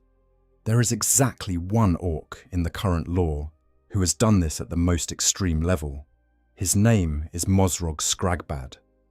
Mozrog is described in the official materials as perhaps the toughest and most belligerent orc alive, which is a ranking that involves a very large field of candidates.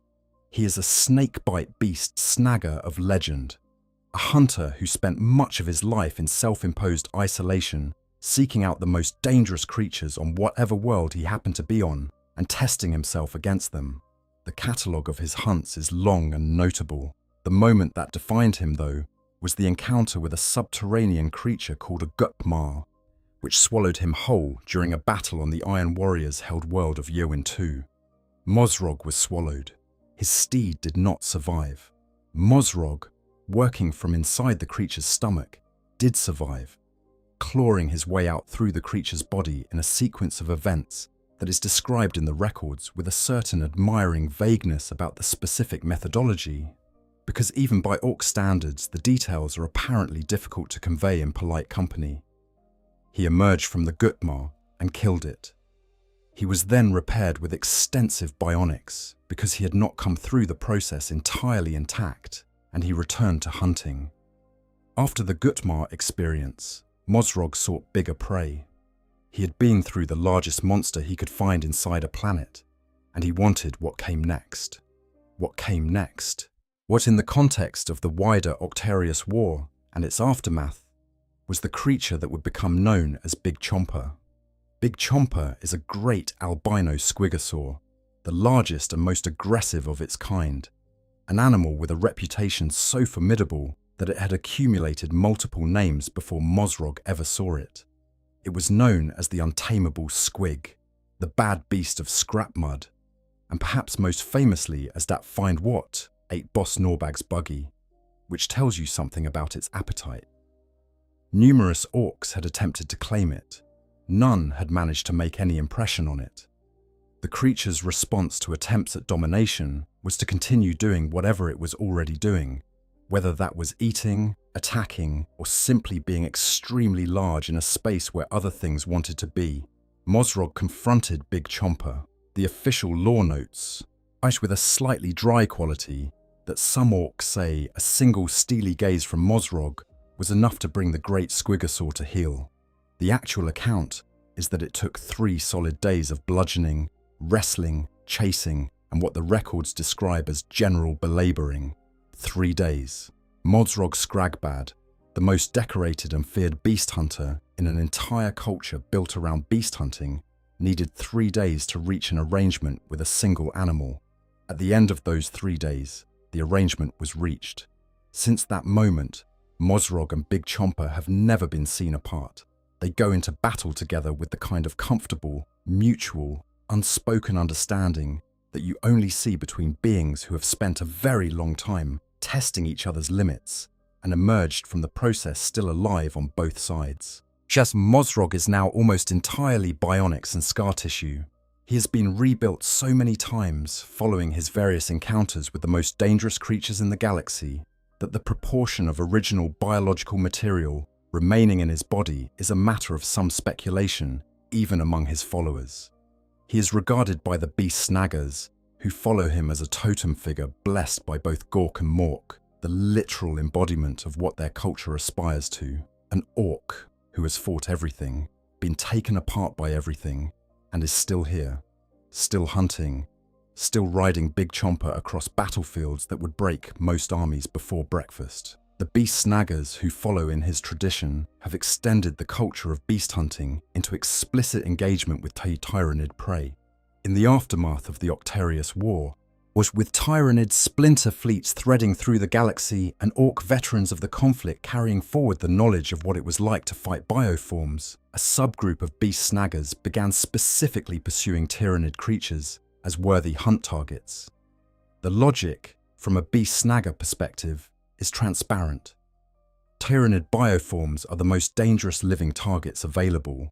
They are alien enough to be novel. They are lethal enough to be respectful. They are, crucially, large enough to ride if you can get one under sufficient control. The process of getting a Tyranid bioform under control is, to put it gently, not something that most warriors in the galaxy would attempt.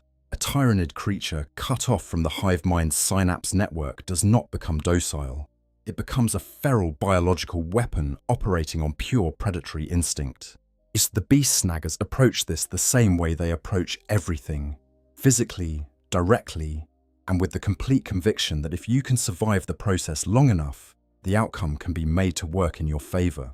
They do not think about this in terms of domestication or training in any conventional sense. They think about it in terms of the same contest of will and endurance that Mosrog had with Big Chomper, scaled up and made more dangerous by the fact that the opponent this time has been engineered by the most sophisticated biological intelligence in the galaxy. The extraordinary thing, the thing that makes beast snaggas and Tyranid bioforms a pairing worth taking seriously, is that it sometimes works. Not always. Not without extraordinary cost. But there are accounts, credible ones, us of beast snagga riders on what appear to be Tyranid organisms, war bands using captured or subdued bioforms as shock cavalry, orcs riding something that has all the external characteristics of a carnifex or a trigon derivative into battle against the very Tyranid forces from which it was separated. The hive mind does not reclaim these creatures while they are under beast snagga influence. Whether this is because they are genuinely beyond the reach of the synapse network, or because the hive mind has written them off as lost, or because something about the orc's psychic field actually interferes with the reconnection process, the lore is not entirely explicit about. But the result is the same. Orc riders on alien bioforms, charging into the grinding chaos of the Octarius front, representing something the galaxy has never seen before. But this is what we mean when we say orcs domesticated Tyranids. Not a smooth, planned, managed process, not a kennel or a breeding program or a training regimen. A collision of two of the most unstoppable forces in existence, played out at the individual scale in the contest between a single orc and a single creature, and at the cosmic scale in the Octarius War's reshaping of both species. The domestication is real, but it is orcish, which means it is violent and expensive and ongoing and absolutely not guaranteed to produce the outcome anyone planned for. Section 9. The psychic dimension, what the hive mind cannot understand. Here is a puzzle that the lore has been quietly sitting with for decades, one that becomes more interesting the more carefully you think about it. The Tyranids. See, in the conventional understanding of psychic phenomena in the 40k universe, should be immune to orc psychic influence. The shadow in the warp that the hive mind projects is one of the most powerful psychic suppression effects in the setting. It silences astropaths. It blinds navigators. It drives even veteran librarians and farseers to the edge of sanity. It does not distinguish between psychic traditions or psychic abilities based on their origin. It simply smothers the connection to the Imperium, blankets everything in the cold white noise of the hive mind's own signal, and renders most forms of warp-based perception and communication inert. The Orc collective psychic field is not conventional psychic power in this sense. It does not draw from the Imperium in the way that a Space Marine librarian draws from it, and or the way an Eldar Farseer draws from it. The Orc Gestalt field operates through a different mechanism, one that is grounded in the Orcs' own psychic biology rather than in their access to the warp as a resource. An Orc does not reach into the Imperium to make his gun work. He simply believes, collectively, with every other Orc around him, and the belief itself has physical consequences. Whether this belief manifests through the warp at all, or whether it represents some separate phenomenon that the warp reflects rather than contains, is a question that Imperial scholars have been debating for centuries. What is clear from the available evidence is this: the shadow in the warp does not silence the Orc gestalt field. Sure, Orcs fighting in close proximity to Tyranid hive fleets do not suddenly find that their technology stops working or that their psychic military coordination falters. The call that brings Orcs from across the galaxy toward a massive gathering is apparently not blocked by the shadow in the warp. During the Octarius War, as Leviathan established a complete shadow in the warp across the entire Octarius sector, Orcs continued to converge on the conflict from light years in every direction, following a signal that by any conventional understanding should not have been audible above the hive mind's interference. This suggests something fascinating about the relationship between the two psychic systems. The hive mind's shadow operates at the level of individual warp connection, as it severs the link between a psychic being and the resource they draw from. The Orc field does not have this link to sever. It is either self-contained, generating from the collective mass of Orcs without requiring external input, or it operates at a layer of reality that the hive mind's shadow does not reach. The practical result is the same in either case. Orcs simply do not respond to the shadow in the warp the way every other psychic species does. They do not go quiet, they do not go dark, they keep being Orky, which in this context means they keep generating the collective field that makes their technology work and their gods slightly more real. The hive mind, which has spent its entire existence learning to read and counter the psychic signatures of every species it has encountered, it runs into something genuinely strange with the Orcs. The Orc gestalt field is not a discrete signal it can analyze and find a way to suppress. It is more like weather.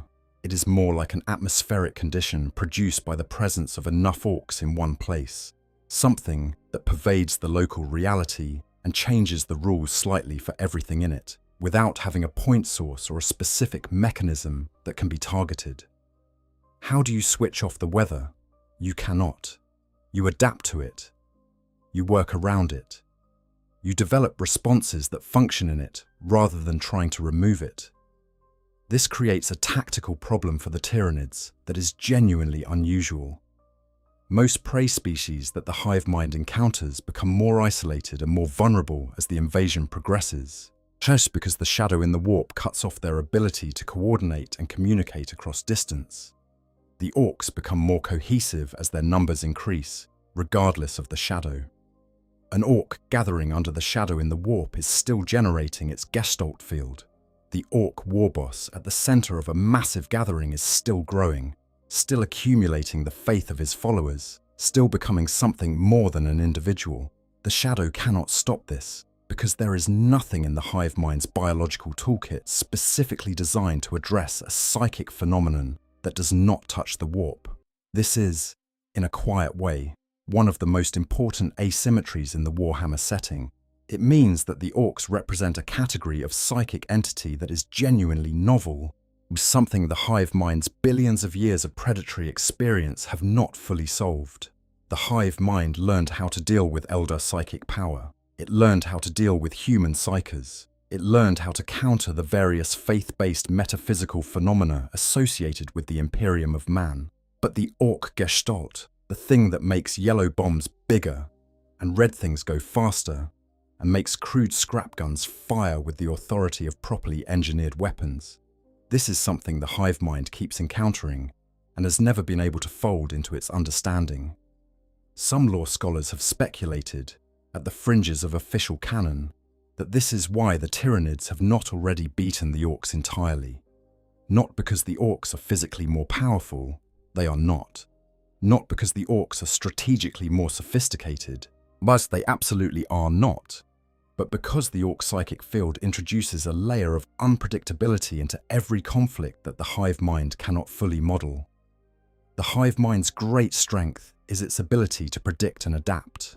It builds models of its enemy's behavior and iterates those models until it has found the optimal response. But you cannot build a fully accurate model of a system that introduces genuine, psychically grounded randomness into its own outcomes.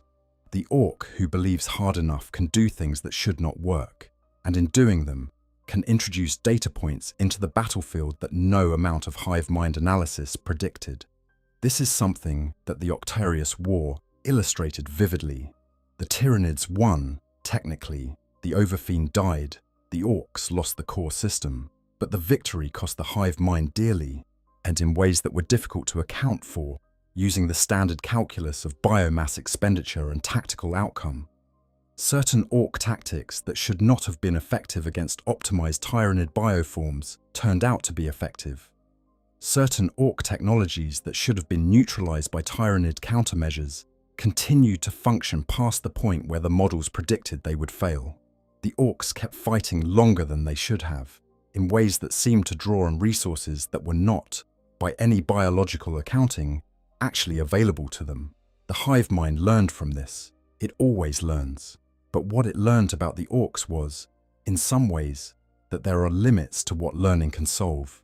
You can absorb orc DNA and create bigger bioforms. You can study orc tactics and develop counters to them.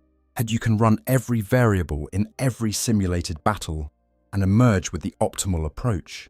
But you cannot absorb the orc gestalt field. You cannot incorporate the specific quality of orc psychic reality bending into your own biosystem, because that quality is not genetic. It is not in the DNA. It is in the belief. And belief is not a thing the hive mind produces or sustains. The hive mind does not believe anything. It knows, or it does not know. There is no layer of faith in its operation, no allowance for the possibility that something should not work, but does anyway because enough minds are convinced of it. This is the deepest asymmetry between the two species. The orcs are, at their biological core, a faith-based military civilization. The Tyranids are the opposite of that, and faith, in the Warhammer universe, where it is a real force that produces real effects. The shadow in the warp cannot touch it, the hive mind cannot consume it, and the orcs, who do not know about any of this and would not care if they did, continue to generate it every day, on every world where enough of them have gathered to begin charging up the collective energy of the greatest war race the Old Ones ever engineered. The biovore sits in this space as a curious compromise. The hive mind took orc genetics and made artillery. It took the physical capacity for indirect bombardment, which is biological, and incorporated it. But the biovore does not know how to believe in itself. The biovore fires with whatever accuracy the hive mind calculates, not with whatever accuracy the collective faith of a mech boy and his comrades generates. The copy is accurate, but incomplete. That's the most important thing about orc biology. The thing that makes orc technology work when it should not, could not be transcribed from the genetic code, because it lives somewhere else entirely. The hive mind has never quite figured out what to do about this. It has been dealing with orcs for longer than the Imperium has existed, and it has not found the answer yet.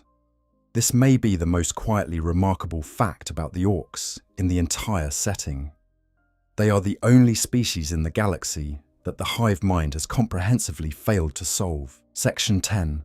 What the hive mind learned and why it matters. The Octarius War ended with the hive mind, specifically Hive Fleet Leviathan, holding the primary worlds of the Octarius sector. The orcs had retreated and scattered. What the Imperial observers monitoring from the edges had filed reports that contained increasingly alarmed language about the condition of the Tyranid forces emerging from the conflict. They were not weakened in the way that the Cryptman strategy had hoped. They were different. They were specifically and measurably improved in response to the challenges the orcs had presented. The genetic harvest that the Tyranids accumulated during the Octarius War was substantial.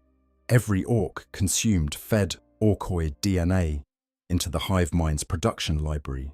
Every orc battle that the Tyranids participated in added tactical data about how to overcome the specific challenges of orc combat. The unpredictability, the physical resilience, the tendency of Orc armies to grow stronger as the fight continues rather than weakening, or should the way Orc weapons achieve higher effective lethality in Orc hands than any objective analysis of their construction would suggest.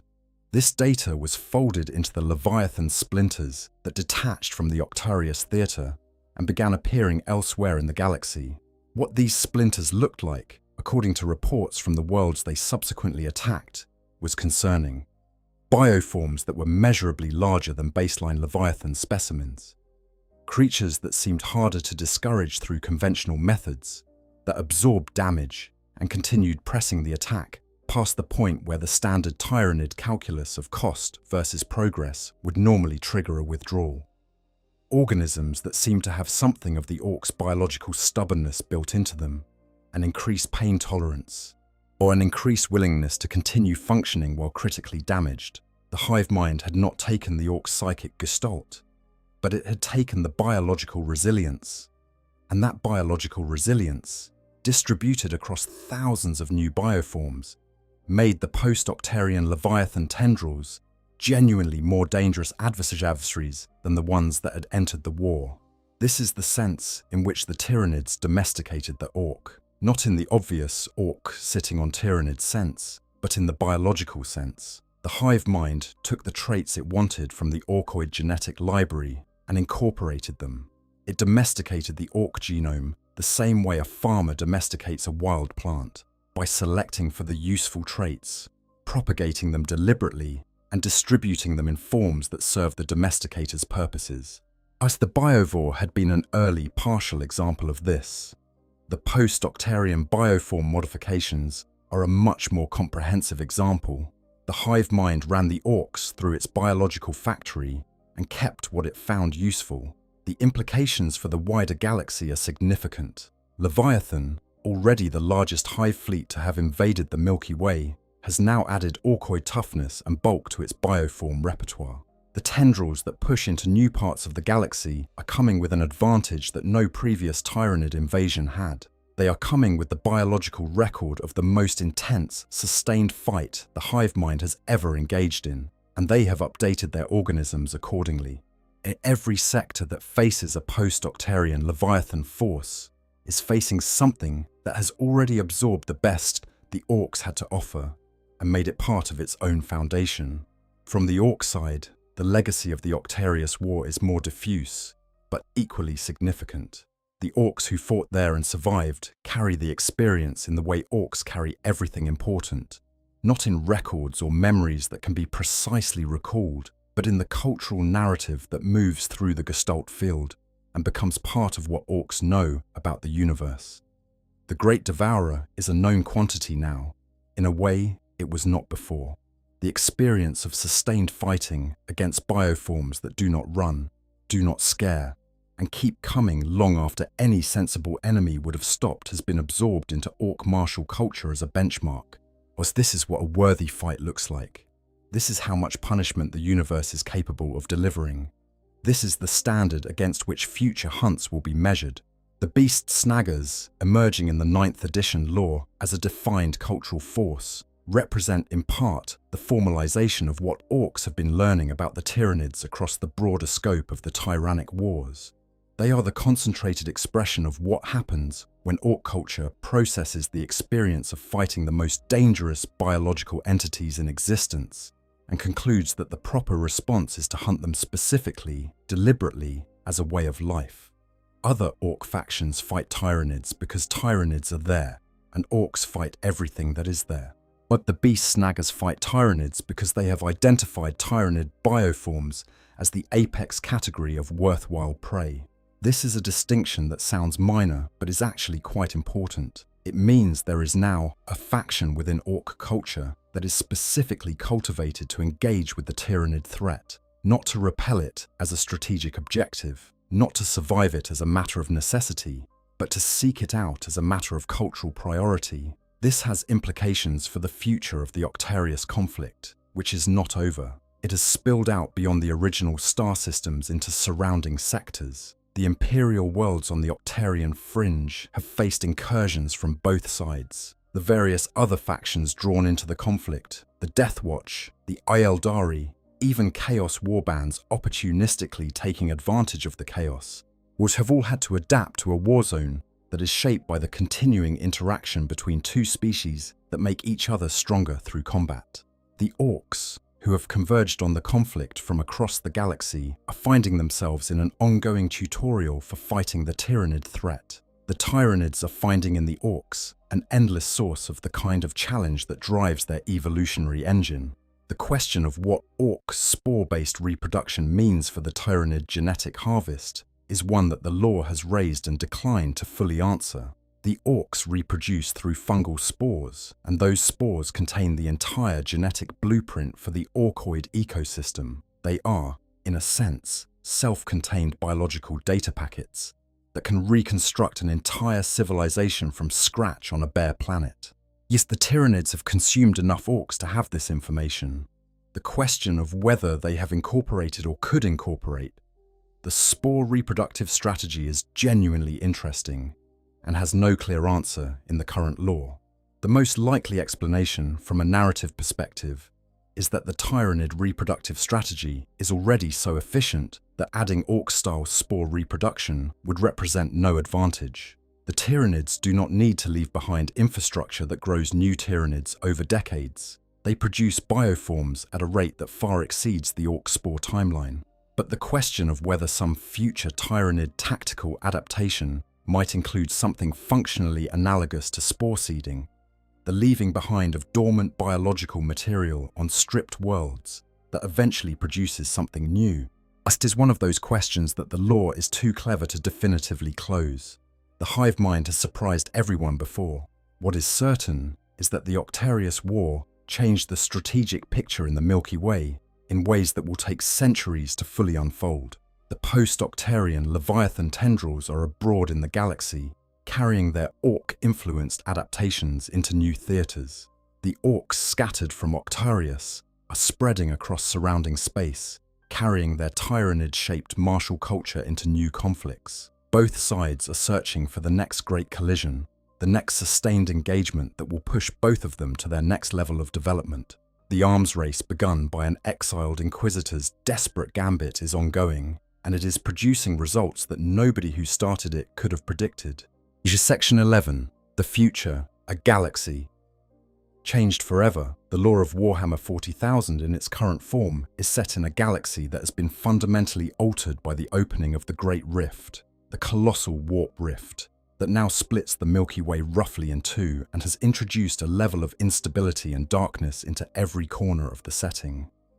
Against this backdrop, the Ork-Tyranid relationship continues to develop, and the trajectories of both species point toward continuing escalation rather than resolution.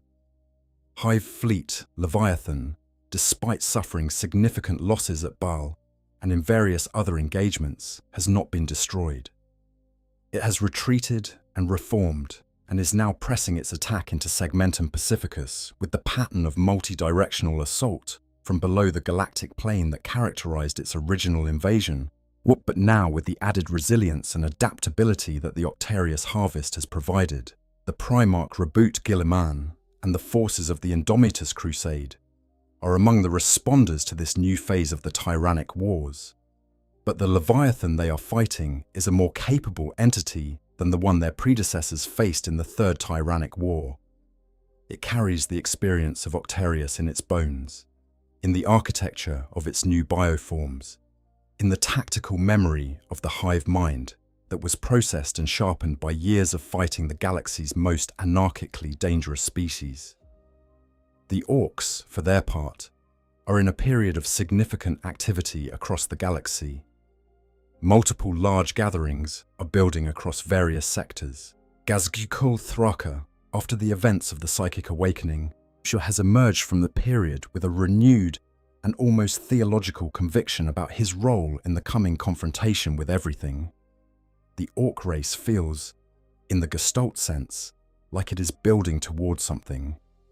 The number of Orks in the galaxy is, if anything, larger than it has been in recent history. The convergence of the Octarius War veterans' martial culture with the broader Ork population has distributed Tyranid fighting knowledge more widely than ever. The beast snaggas have grown as a cultural force. The snakebite's tradition of beast handling has been validated in the most extreme way possible, and the stories that circulate through the Ork collective about what it is like to ride a creature that used to be part of the hive mind are the kind of stories that produce imitators.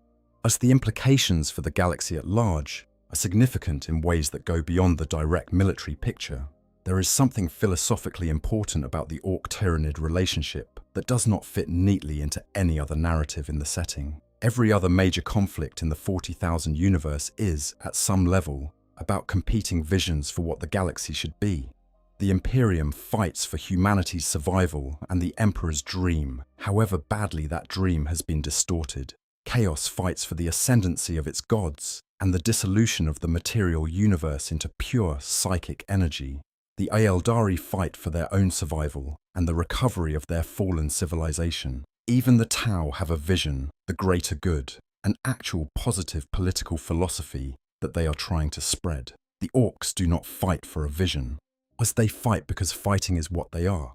And the Tyranids do not fight for a vision either. They consume because consuming is what they do. The Ork-Tyranid conflict is the only major ongoing conflict in the setting that is not, at any level, about anything beyond the two forces themselves.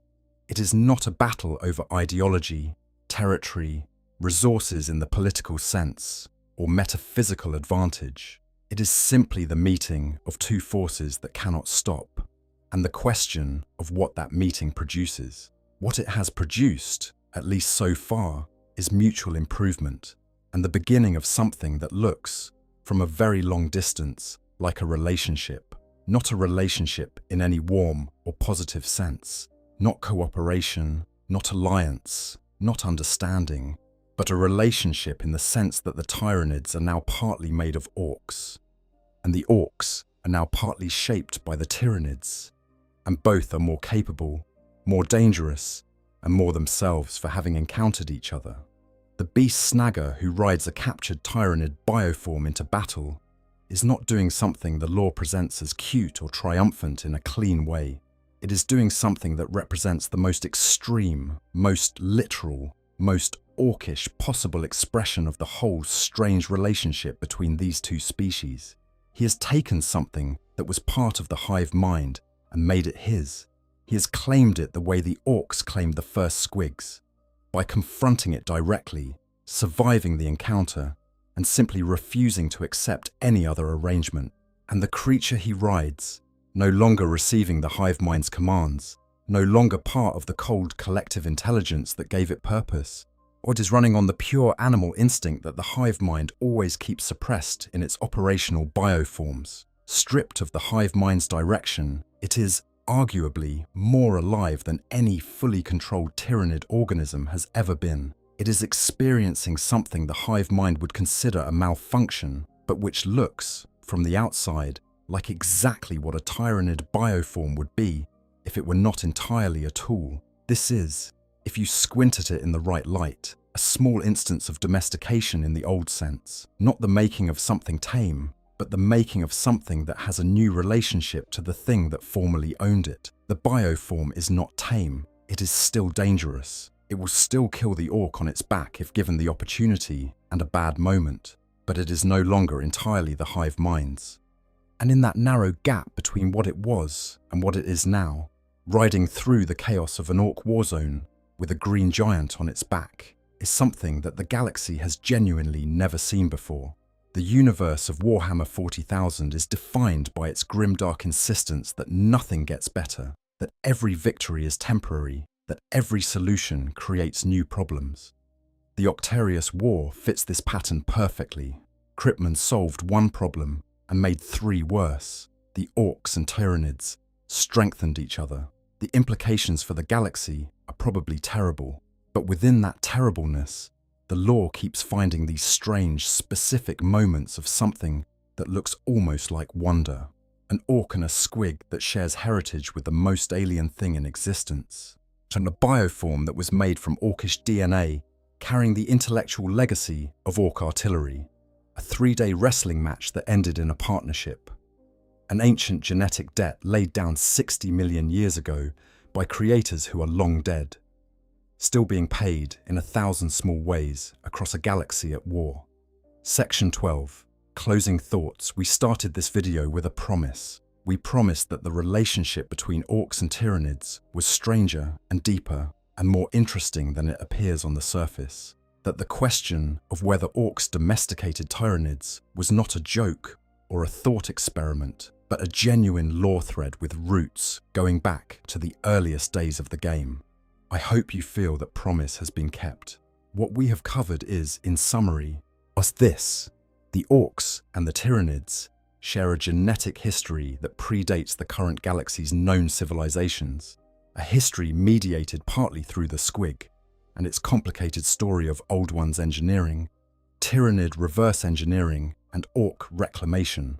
The biovore stands as the clearest canonical proof that the Tyranids have incorporated Ork genetics into their bioform development, that they have literally taken something from the Orks and made it a permanent part of their biological legacy. The Octarius War, that catastrophic experiment initiated by a desperate inquisitor, showed us in the most visceral and large-scale way possible what happens when these two forces meet at full strength. Both sides learn, both sides grow, and the galaxy is demonstrably worse off from every perspective except the Orks' perspective. That's because the Orks are having a genuinely great time. The beast snaggas represent the cultural response from the Ork side, the formalization of the instinct that has been present in the lore since the very beginning. The Orks, who are the most versatile and adaptable and stubbornly alive things in the galaxy, will engage with every challenge, including the most alien and terrifying challenge available, on their own terms. Mozrog Scragbad and Big Chomper are not just a fun character and a cool model. They are the emblem of a philosophy that stretches back to the first squig that an Ork pulled off a Tyranid bioship and decided was his now. And the psychic dimension, that strange asymmetry between the Ork gestalt field and the hive mind's shadow in the warp, suggests that the reason none of this has been resolved is just the reason the Orks keep fighting and the Tyranids keep adapting and neither side achieves a permanent clean victory over the other may be structural, may be built into the foundations of both species in a way that ensures this particular conflict will continue as long as the galaxy exists. The hive mind cannot absorb the thing that makes Orks orky. The Orks cannot stop wanting to fight the thing that is the best possible fight. The two forces are, in a deep biological and psychic sense, perfectly matched as each other's most interesting problem. In a setting defined by grimdark, by the insistence that hope is dangerous, and that everything is terrible all the time, the Ork-Tyranid relationship is something a little unusual.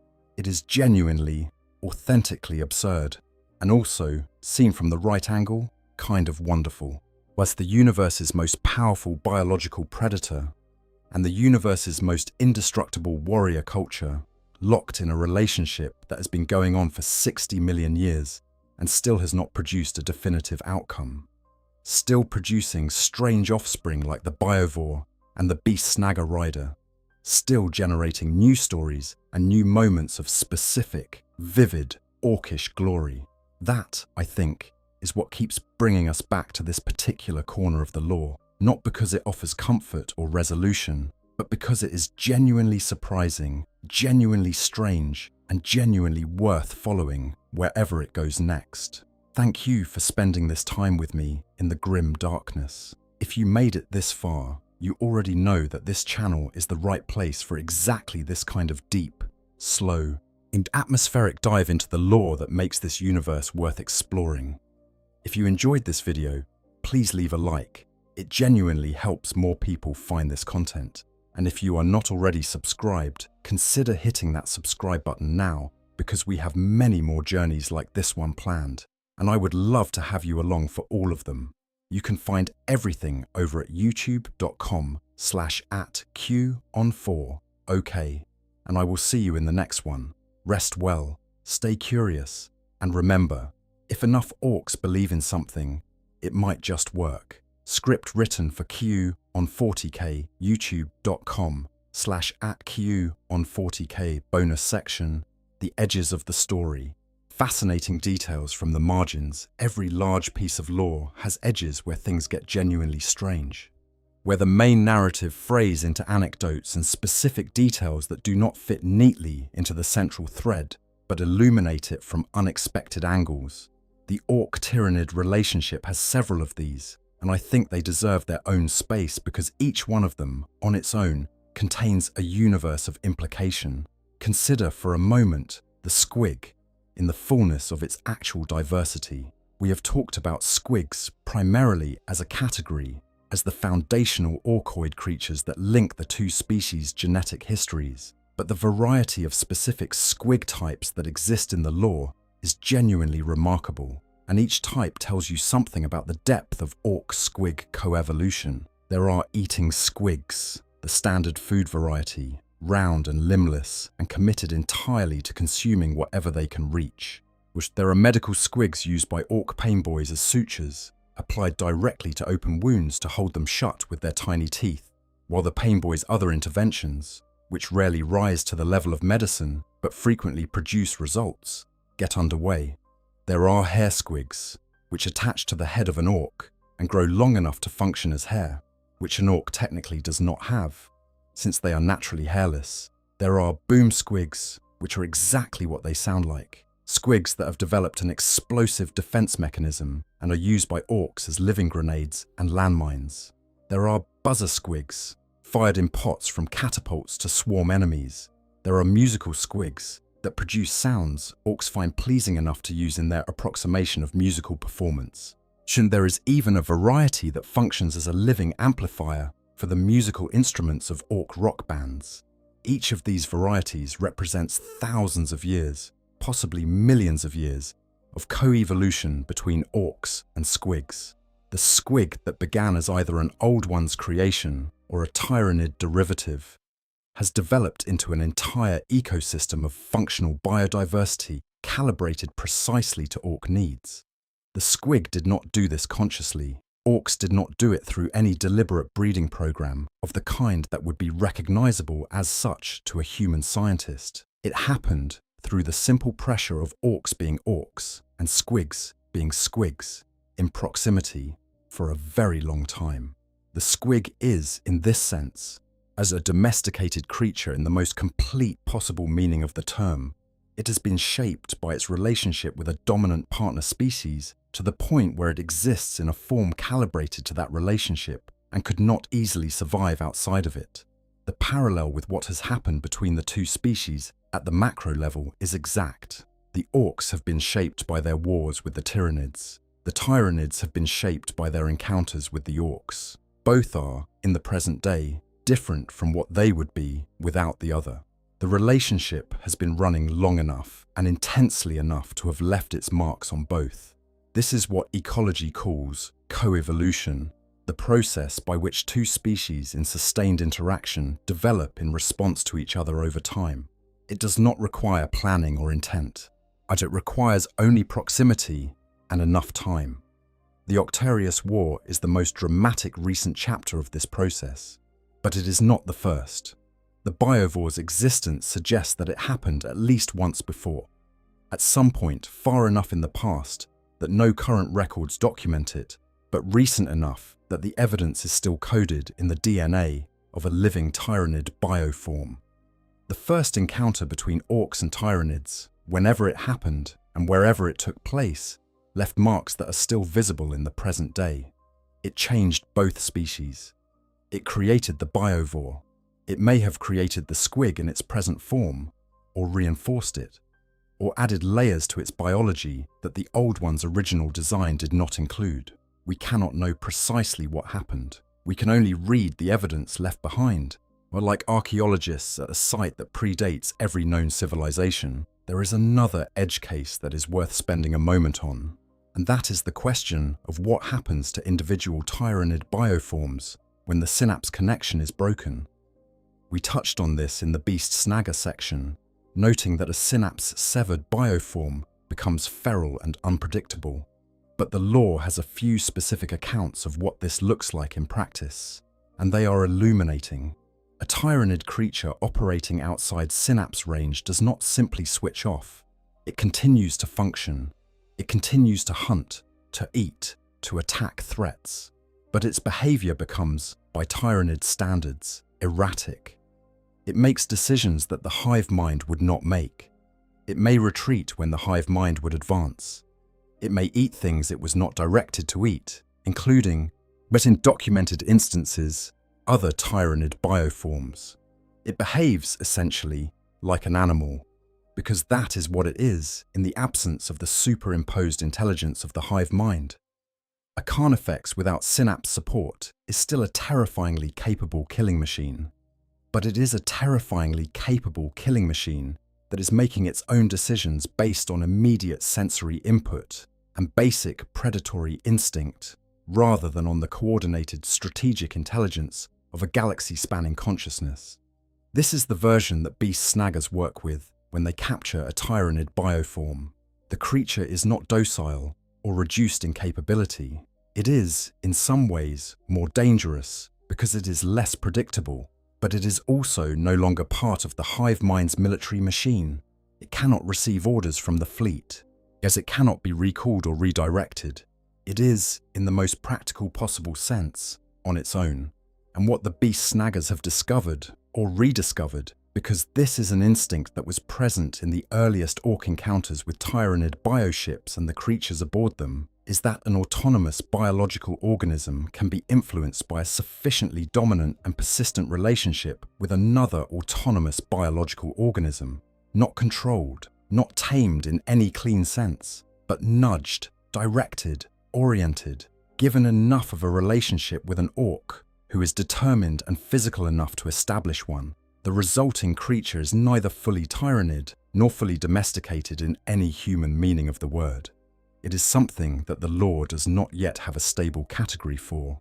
That it is a Tyranid bioform with an orc on its back and no hive mind in its head, acting on instinct and directed by the blunt insistence of the rider, fighting in a war zone that it would normally be fighting as an instrument of the Great Devourer, now fighting it as an instrument of something considerably louder and less organized. The beast snagga, who manages this relationship, is riding a piece of the most alien intelligence in the galaxy, stripped of that intelligence, but still carrying all the capability it produced, and turning it toward orcish purposes. Whether the hive mind considers these lost individuals as worth recovering, or simply writes them off as a calculated cost, the lore does not tell us. The shadow in the warp means the hive mind's reach across vast distances is already limited in certain ways. Individual bioforms that fall outside synapse range in the middle of combat are a recurring logistical reality that the hive mind has presumably accounted for. The novel element is not the loss of control. The novel element is what happens to the creature afterward. The fact that instead of dying or being recovered, it continues to operate under a different set of directives, derived from its relationship with a specific orc. This has never happened before in the hive mind's recorded experience. No other species in the galaxy has the specific combination of traits required to make it happen. It requires a species psychically powerful enough to project a field that the hive mind's shadow cannot suppress, physically capable enough to survive the initial confrontation with a large bioform, yet culturally oriented toward treating the resulting creature as a companion rather than a threat to be eliminated, and fundamentally convinced, in the bedrock certainty that comes from collective genetic memory, that this is not an impossible thing to do. Only the orcs check all of these boxes simultaneously, and only the beast snaggas among the orcs have the cultural framework to go looking for the opportunity deliberately, rather than stumbling into it accidentally. The implications for the future are, as always in this setting, uncertain. The beast snagga tradition is spreading. The stories of Modsrog and Big Chomper are circulating through the orc collective, which means that the cultural memory of what is possible when an orc and a captured Tyranid bioform establish a working relationship is being distributed to every orc in the galaxy who has a connection to the Gestalt field. More orcs will attempt this. More will probably die in the attempt, but more will also, occasionally, succeed. And each success adds another data point to the collective memory, another story of what the universe is capable of, if you are green enough and stubborn enough and absolutely determined not to accept that the creature is supposed to be killing you. This is how the orcs have always operated. This is how they were designed to operate by the old ones, 60 million years ago, in a galaxy that looked nothing like the present one, and faced threats that have long since been forgotten. You make something unstoppable, yet you give it the specific instinct to never recognize a situation as hopeless. You release it into the universe and let it find its own level. And 60 million years later, it is still finding new ways to do things that nothing in the universe was prepared for, including riding the hive mind's instruments through battlefields that are supposed to be impossible to survive. There is, when you look at the Orc-Tyranid relationship from this angle, something almost like a punchline waiting in the far future. The hive mind spent millions of years perfecting the most efficient biological killing machine conceivable. The old ones spent enormous effort perfecting the most indestructible biological warrior conceivable. And then the two projects met each other, and they have been making each other more complicated ever since. Because the universe could not have just one apex biological force. It needed to have two that refused to be finished off, and it needed to put them in the same galaxy. And it needed one of them to be entirely too enthusiastic about this situation for anyone's good. That is the story of when orcs domesticated Tyranids. It is the story of the squig and the biovore, and the Octarius War, and Big Chomper, and everything in between. It is the story of two forces that should, by any reasonable standard, have resolved their conflict by now. And it is the story of why they have not, and why, in some deep biological and psychic sense, they never will. End of script. For Q on 40k, youtube.com/@Q on 40k. Final reflection. On the meaning of domestication, the word itself is worth examining one more time before we close. Because the framing we started with deserves a proper conclusion. Domestication, in the conventional historical sense, is what happened when early human beings began selectively breeding wolves into dogs, when they brought aurochs into enclosures and bred them into cattle, when they chose the wheat plants with the largest seeds and planted those seeds preferentially until the wild grass became the cultivated grain that changed the history of civilization. It is a process of gradual, long-term, intentional shaping of one organism by another, calibrated toward the needs of the dominant partner in the relationship. Under that definition, nothing that has happened between the orcs and the Tyranids is domestication. The orcs did not plan the squig's co-evolution. The Tyranids did not plan to become biologically influenced by orc genetics. Almost no breeding program was established. No generation by generation selection was made. No conscious decision was taken by anyone with the authority to make decisions about the long-term trajectory of either species. The closest thing to a deliberate actor in this whole story was Inquisitor Kryptman, and he was trying to destroy both sides, not guide them toward a productive relationship. But there is another definition of domestication, older and more fundamental, that simply describes the state of being shaped by domestic proximity.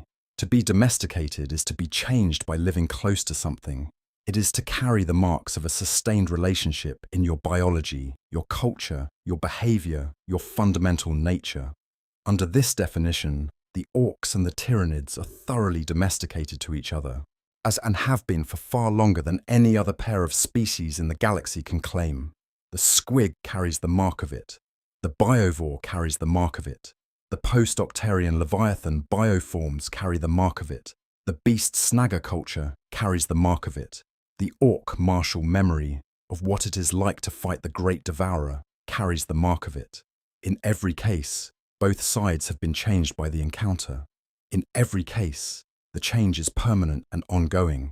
In every case, the galaxy produced by the encounter is more complex, more dangerous, more alive with possibility than the one that preceded it. The ancient question of whether the squig belonged first to the old ones or the Tyranids turns out, in this light, to be slightly beside the point.